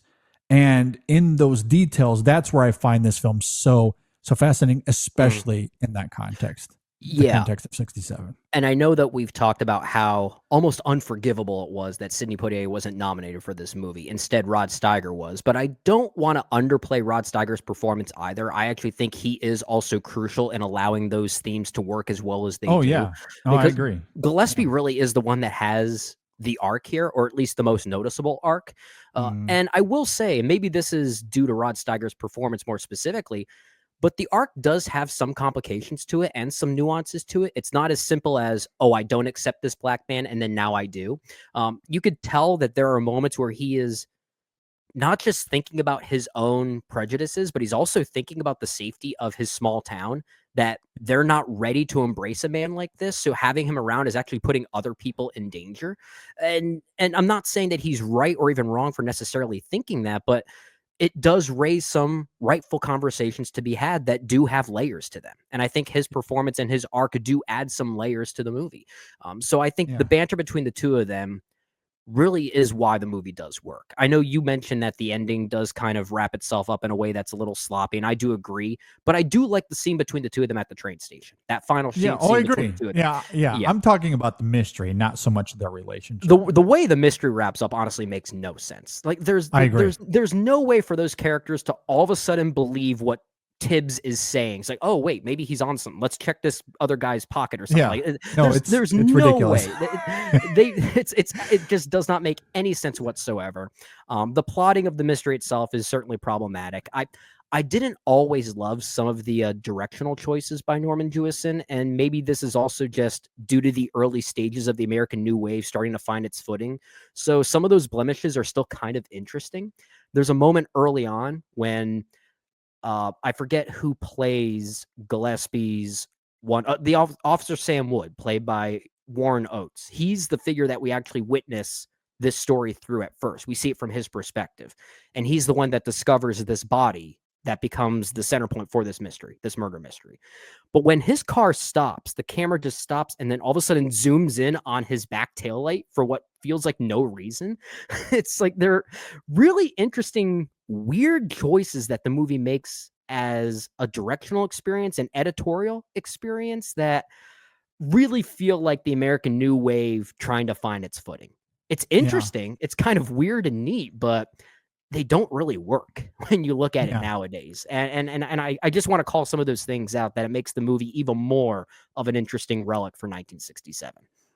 Yeah, I didn't really mind that zoom in the moment because it is the beginning of the American New Wave, and I was anticipating more of that throughout the film, but then you don't really get much of that experimentation as the film goes. So it does that's a good point. out. I think that's why it doesn't work as well as something like Bonnie and Clyde from the same year, or even The Graduate. Those are films that were more confident in their experimentation. They were more consistent with that. And this one seems to be kind of flirting with it a bit more, and it's not as consistent by comparison. But on the same token, I don't think this is a film that necessarily calls for experimentation because the screenplay is full of these powerful nuances when it comes to Tibbs, what he's challenging, and that dynamic with Gillespie. That's what I really want to go back to, is what you were saying about Gillespie and his role here, because it is so fascinating. He is the chief of this town. There's clearly a prejudice that he shows toward Tibbs, and he has his biases. But as the film goes, while it's not a tacky evolution that you get by the end, it's not that he comes around and all of a sudden he's no longer racist. It's nothing it's not that simple like that. It's not that simple. But what I do love is that we just start to see cracks in the armor. And I think what's brilliant about the film is that it suggests that individuals like Gillespie, they are simply shaped by their environment. They are products of the people around them and the culture and the systems around them. Yeah. Because Gillespie, the more he finds out about Tibbs, the more that he starts to open up to him a little bit. He does start to respect him. He does understand the pivotal role that Tibbs plays in this investigation. Even though he is reluctant at first, as I noted in my opening thoughts, I love that little detail that he is angry. He's obviously showing his prejudice toward him in those early interactions with how he treats him, what he calls him. Yeah. But then he just gets so angry with him when he finds out that he's a detective that makes more money than he does, like way more money than he does. Yeah. Which is hilarious. And I love how that comes through in the performance for sure. And I love that the film doesn't rush this pseudo bonding that takes place by the end of the film. And again, why the mystery of this film, like, it means so little to it. I think of that scene between Tibbs and Gillespie near the end when they're just in Gillespie's home and he's drinking a little whiskey and they're having this cordial, insightful conversation where they're trying to get to know each other a little bit more. And you like that, to me, is what's defining of this film more than anything else. And I love how the film does treat Gillespie and his ignorance throughout this film, and how that starts to fade a little bit when he starts to realize that Tibbs isn't what people around him preach, but more so he's just a human being like he is. That they have more in common than they don't. Yeah. And that I find so compelling here in the interactions, in the writing, of course, but the performances as well, and that dynamic. It is really, really great. And yet their dynamic by the end of the movie still feels a little bit unresolved. It doesn't. Oh, it's very unresolved. It is ambiguous, for sure. Yeah, it's pretty ambiguous. You definitely can sense that they have found a little bit of respect for each other, more so than they had before. So there definitely was some Yeah, for growth sure. there. If anything, it's alluding to something that could be potentially positive for both communities and both of the two of them going forward. But one of the things I respect about the movie so much is, in any other year, if this were a big hit, we would get a sequel. We would get a sequel exploring these two characters even more so. In many ways, like The this next kind one of would be a buddy cop movie. I mean, in many ways, like this is kind of like the most serious version of a Lethal Weapon kind of dynamic. And Sure, here yeah. we've had 4 of them with I guess a 5th on the way. Yeah. But this is a movie that rightfully leaves its two characters kind of dangling a little bit. And I do Yeah. appreciate that. I know this did spawn a television show, like I said, but that was a very disconnected thing. It was inspired by this. It had a completely different cast and Yeah. allowed it to function as its own thing and not feel the need to resolve the ties and connections specifically related to this movie or these iterations of these characters. So I appreciate that this one does end in a rather ambiguous way, as if to kind of foreshadow where things could go for the better, but it doesn't. Yeah, It yes. doesn't necessarily confirm that. Yes. And again, I love how that dynamic is constructed without ever really smoothing over the edges. I don't think it does that at all, because even in that moment when it's the two of them at Gillespie's house and they're sharing this moment, trying to get to know each other. And for the most part, it is this cordial moment where you do start to see that respect that they are fighting for each other kind of creep out into the open a little bit. But even as that comes and we learn about both characters and their loneliness, that's something they talk about, and that we see none of, both are not married, they do this job, they're committed to the job, and they do expose the loneliness that they do have, that they start to share in that loneliness. And then there's a moment where Tibbs, I forget the exact line, but he says something like, "I'm lonely like you are." And Gillespie sort of loses it. Like, no, we're not the same. Yeah. We're not the same. I'm not defined by my loneliness. Like, So even when they're sharing a moment of bonding, there's still kind of this prickly dynamic. It's not exactly smoothed over, which is why it is ultimately ambiguous at the end of the film. You're just not going to lose your prejudice and racism in 40 years or however old Gillespie is. You're like, when you're shaped by your environment that deeply, that's just not going to evaporate overnight. But you start to see cracks in the armor. That's the great thing about their dynamic, but it's not necessarily something that Tibbs is out to do. Like, that's not his job here. It's just Gillespie learning that these people are not who his environment has told him that they are, if that makes sense. Like, that's where the cracks come in, and he just starts to see Tibbs and his humanity. And that's just because he is human. It's not because Tibbs is doing anything to provoke that. Yeah. It's just that he's starting to see the facade for what it is. Gillespie's starting to see the facade for what it is. Yeah. He's Sorry, keep going. I was just going to say that's the brilliance of the writing and the performance, and why I could see where the Oscar nomination comes from, because it is really great how that starts to break through in the character, again, without being overly schmaltzy or anything to that sort, because I don't think it ever comes close to that territory. No, I don't think it does I either. do think it's still grounded. It of course gets a little comedic at times because it is a movie, so it's a little movie-ish. Yeah, it's got to be a bit cinematic. But, yes, exactly. But I think on the whole, the film does a great job of maintaining that the grounded quality and the seriousness of the themes they're dealing with. Yeah, we have to correct ourselves a little bit. We keep alluding to Rod Steiger and his Oscar nomination. No, it was an Oscar win. He actually won. For Oscar this movie. win. Yes. Yeah, so he didn't just get nominated; he won for this movie. He so won. We should make sure that we've done our homework here. But what I do think is interesting about the movie as well, and I don't know if this was a deliberate choice or if this just happened by accident, because this movie doesn't suggest that this small town in Mississippi is now all of a sudden changed because of the events on screen. In fact, there's a good chance that the majority of the people that live in this town haven't changed at all, including it's quite the opposite. Yeah. Yeah.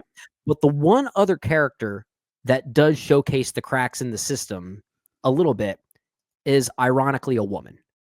And that's the character of Mrs. Colbert, played by Lee Grant, who is the wife of the victim at play that centers this whole mystery.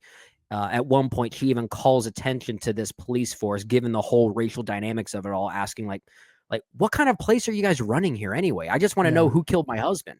And she raises a great point, and really kind of maybe inadvertently demonstrates that there are cracks in the system that need to be corrected. But I kind of like that, maybe cryptically, the only other character that seems to recognize that is a woman. So maybe the film is suggesting something else that's a bit, politically relevant nowadays as well. I'm not sure if that was the intent, but that's pretty interesting, I think. So I at least give the film credit for being a little ahead of the curve there too. No, I agree. I think what's great about that character is that she gives credence to Tibbs and what he is trying to expose within this police department, right? It's one thing when you have a one-on-one dynamic with Tibbs and Gillespie and they're going head to head, as we've been talking about. But once he hears Mrs. Colbert, evoke a similar thing that Tibbs has been trying to expose, it does kind of open his eyes a little bit more. So as small of a role as she plays, it is quite pivotal in many regards. And you do start to see Gillespie realize that it's not about him and his prejudices. It's not about getting it wrong, but rather we do need to care for her emotional needs in the moment. So let's do the right thing. And I do love how that does play a role here. I do agree. And, it kind of widens a little bit further the gap between, like, the intellectual gap between Tibbs and Gillespie as well. Because at every turn, he is always doing the wrong thing, putting the wrong person in prison. He goes after Sam later on in the film, and Tibbs is always there 2 steps ahead of him to be like, no, you're pointing yourself down the wrong path here. And what I love about the screenplay is the antithesis happens at one point as well with Tibbs, where he gets personal with his conviction and who he thinks done it because of how he's being treated. So the film does kind of flip that coin a little bit, even with Tibbs, as smart and sophisticated. I was just going to say is that. here. Yeah, he does put his own prejudices ahead of his intellectual mystery solving, at least for one moment, thinking that the man that they're after is Endicott, just because they had a very specific exchange at one point in the film. Yeah, which again is crucial, right? The slap heard around the world. That is such a vital moment in this film. Again, going back to the historical context. That kind of took me by surprise. Yeah, I wasn't ready for that, even watching it now. Absolutely. It would have been extremely rare to see, especially in a major Hollywood movie, to see a black man stand up to a white authority figure like that and then viciously slap him back the way he does. It's electrifying, quite cathartic, I'm sure, for a lot of people watching this in 1968. An incredible moment in this film, for sure. That probably led to some gasps in the theater. Yeah, I mean, that might be the only time in the film where it gets slightly schmaltzy, but given the symbolism of it, I'm very much okay with it. But it is a moment where Tibbs stands up to this white authoritarian figure that, as we come to learn, he essentially runs everything in this town, slaps him back, and then you get this slow pan in on him as he starts to cry over the slap. Endicott, that is. It's wow, okay. Maybe a little heavy-handed there, but again, given the context of the time, it still comes off quite powerful. But it is an interesting moment. I do wonder, and this is not a knock on the movie, because when we review movies like this that spoke to a certain cultural thing at the time that they came out, you kind of have to look at it through the eyes of how people viewed it at that time, right? But if this exact movie came out today, I wonder how people would react to it. I don't think it's quite at the level of, let's say, a Green Book and how it oversimplifies its racial politics. I don't think it's quite that simplified, but I think it could dangerously come close. But I think in the context of for sure. but I think in the context of 1967, that's why we're calling this movie fairly provocative for what it's doing. It certainly doesn't have that same level of provocation nowadays if it were to come out nowadays in this exact way. But I think in 1967, it's certainly an intriguing one.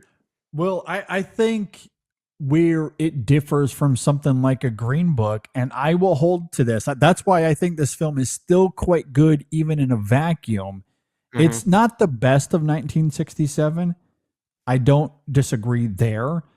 But given this film, and even through a 2025 lens, I don't think it quite has the Green Book thing where it is smoothed over. Like, that is a film that is completely smoothed over. Yeah, that one is, it's so devoid of conflict, even if there is conflict in the movie. It's not wrestling with what it wants to, address. This one at least has it on its mind.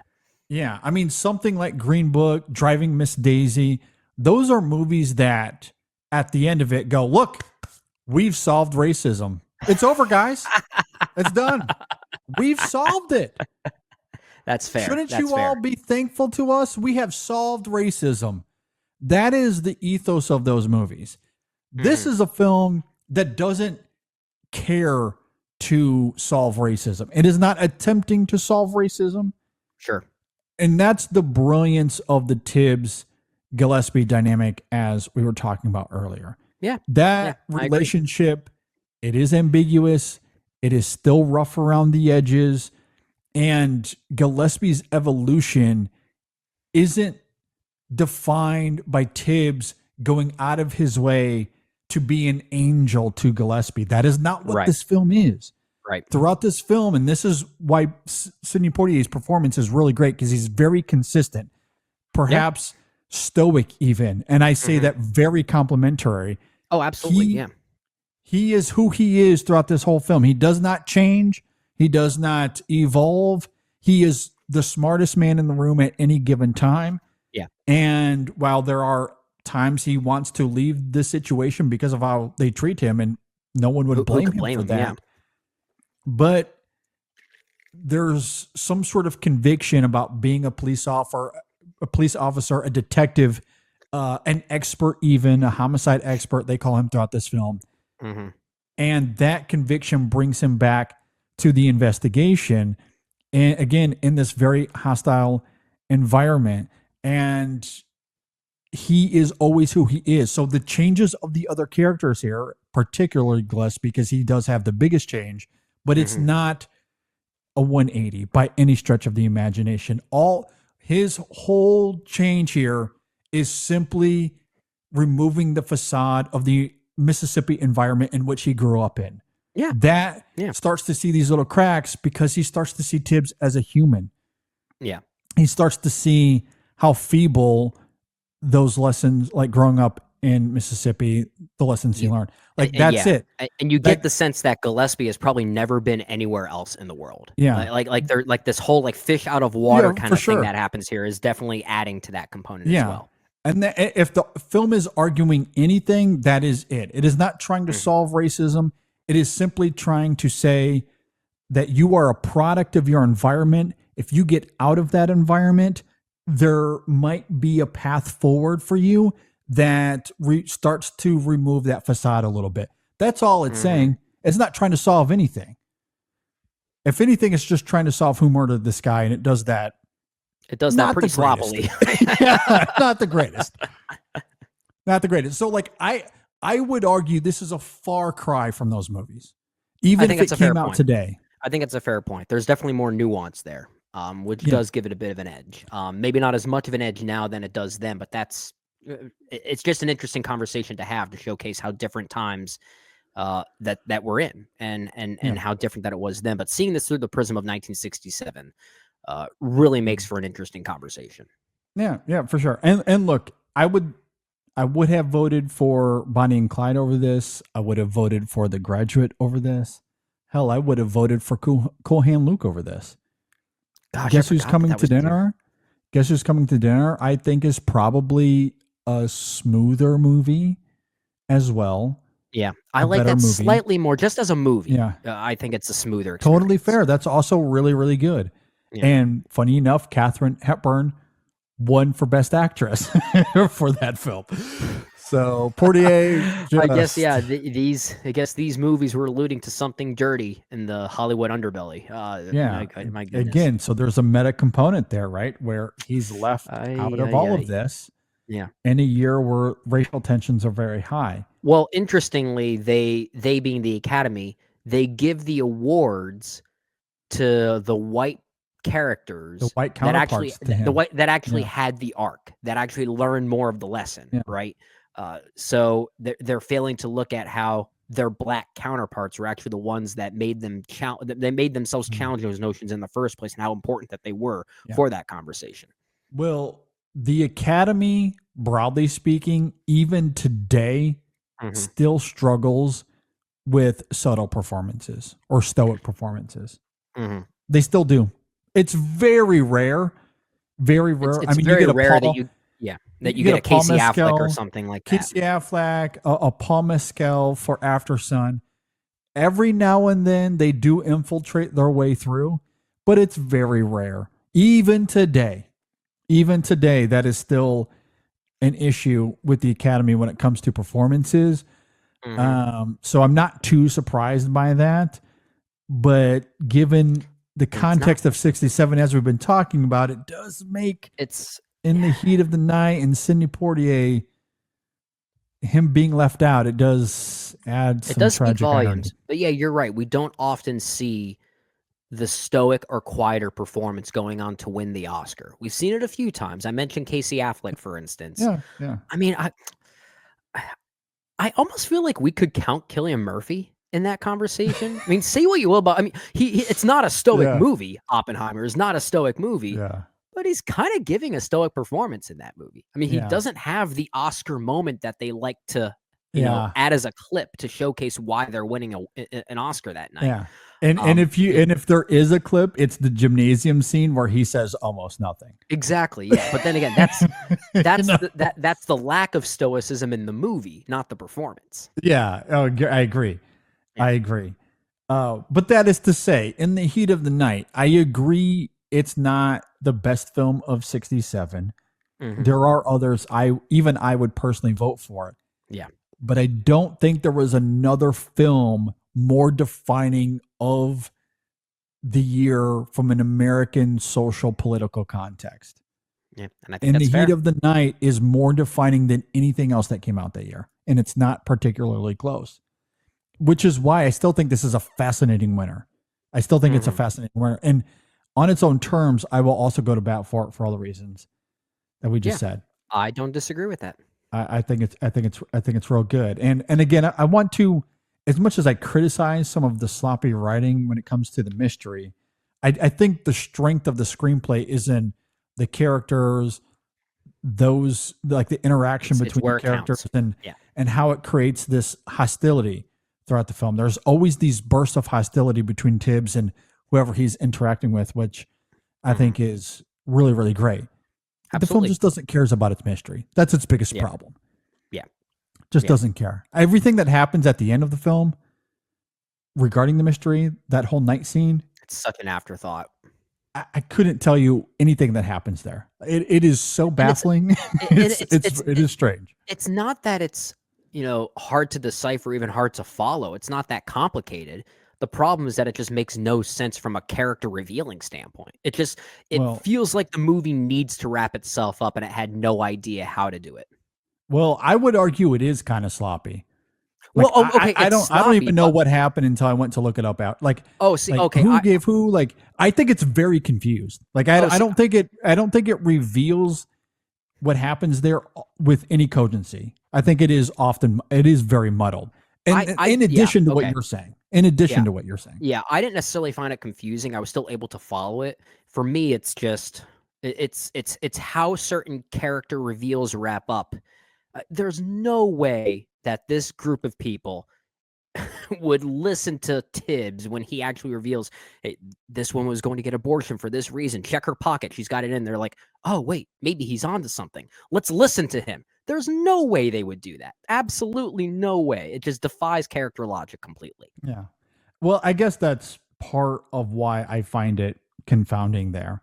Like how she has the money or where that money comes from, why that is important. Like the film doesn't really give that away, but it's kind of important. Like you have to really infer certain things. It's there, but it's the lack of importance and the lack of emphasis on that makes it feel like an afterthought when it shouldn't. Yeah. It's real strange. But I do want to give the film, I guess, a little bit of credit because it's trying to subvert what looks to be the obvious thing. Sure. And by doing that, as we noted earlier, it does give some flaws to even Detective Tibbs and his logic and his thinking throughout the film. Sure. And it gives him a reason to realize that he has his own biases that he can get trapped in at times. Which I think is revealing. I think that's interesting. Makes for a good talking I agree. point. The unfortunate side effect of that is the murderer is not going. It's going to be someone completely different. Yeah. And how do you get to that point? Yeah. Well, it struggles. The film struggles there. But at the same time, again, I can forgive it because it's like 20th on the list of the most important things to this film. There's more important things for sure. Yeah, absolutely. Yeah. So I do like it. It's a solid movie. I really liked it. Yeah. Yeah. It's pretty good. Certainly not among the best that we've talked about in this series. It's certainly better than My Fair Lady, and it's also I'd also take it over Tom Jones. But I think of those that we've talked about, it's above those two, but I don't think it's above anything else. But then again, most of the movies we talked about in this series have been quite strong, so it's in good company. I mean, it's been a hell of a decade. I agree. Yeah. I mean, at the end of it, I mean, we'll see next week because I don't believe I've seen Oliver, so that'll be a first time for me as well. Yeah. But worst case, it'll end up 8th on this list for me in the heat of the night. And I'm a defender. I've been defending this movie throughout this whole conversation, but it's been such a strong decade. Yeah. There are other good qualities with this movie in the heat of the night specifically that we haven't even acknowledged yet, like the music. Quincy Jones, the great Quincy Jones. Yeah. The editing, which I didn't really love the editing here, but the editing was from Hal Ashby, who actually won Best Film Editing for this movie, but he would go on to be the director of films like Harold and Maude and The Last Detail and Shampoo and Being There. So just kind of an interesting, career shift there. But I just thought that was kind of interesting as well. Yeah. Yeah, absolutely. And look, in the heat of the night gets that great distinction that not a lot of Best Picture winners have. Yeah. And with its importance, it's not the best movie that came out in 1967, but it was one of the most important. Sure. Revolutionary. And that, again, that cannot be overstated, which makes it a quality winner in my mind still. Yeah, and I think that's fair. Still because of that. That's fair. All right. If you agree or disagree with anything we had to say, you can leave a comment below. If you're watching on YouTube, if you're listening on Apple Podcasts or Spotify, hit us up. Facebook, Twitter, Instagram, Blue Sky. You can always email us InSessionFilm@gmail.com, but we would love to hear from you. This has been a really fun series. We got 2 more to go. Really looking forward to rounding out the 1960s. As I noted earlier in the conversation, we have 2 reviews coming out this week. We've already noted one of them. It is going to be the Alex Garland film Warfare. We'll be talking about that, and boy, I'm excited to dig into it because I do not know where everyone else is coming from with that film. So maybe I'm really intrigued by this conversation. Yeah. Yeah, I'm curious to get into that one. And then we will also be talking about The Actor, which is a film that not many people have really talked about. I haven't really seen too many reviews for the Duke Johnson film, The Actor. I don't think many people know about it, if I'm being Andre honest. Holland, Jim Chan in that one. And look, I've been looking forward to this film for quite a few years now. This has been one of those movies that, like we've been talking about with Terrence Malick, it's just been around. Like people have been aware of this film for years now. Mhm. And I want to say this made my most anticipated list at least twice for the year. Mm, yeah. So, but it finally came out. It finally came out. And I do look forward to getting into that because Duke Johnson, for those unaware, he co-directed the 2015 film Anomalisa with Charlie Kaufman. Yeah. And if I'm not mistaken, Charlie Kaufman is actually an executive producer on the actor. The actor, yes. Yeah. Which makes sense. It makes sense yeah, for reasons we'll get into. yeah. It's definitely Charlie Kaufman like. We'll simply say. There's a reason those two like each other. Yeah. So, Yeah. you know, They seem like buddies. Yeah, I would imagine so. So looking forward to getting into that film. If you like Charlie Kaufman, maybe tune into the actor. There's some Kaufman isms we'll talk about. And then stay tuned for Chasing the Gold. We will have a Chasing the Gold episode this week because of the recent news about stunts and everything. Oh, yeah. The Shadon is going to have a Chasing the Gold episode, so you can be on the lookout for that. There's going to be a new woman in session. Speaking of stunts, we have a whole show dedicated next week to talking stunts.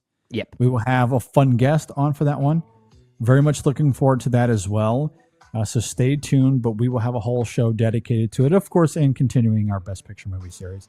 Absolutely. So you can be on the lookout for all of that. Brendan, any final thoughts before we get out of here? You actually stole my thunder. I was going to allude that episode 633, while we will be talking about Oliver, there's going to be a great category, or not even great category, but a great conversation on stunts. And I'm looking forward to that, given in light of recent news. Absolutely.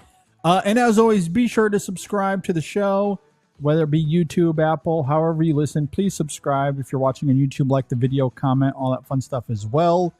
We really do appreciate everyone's support. However you support us, we are super, super grateful. So with all that said, thanks for listening, everybody. Thanks for watching. We'll see you next time on the InSession Film Podcast. In the heat of the night, 40 48.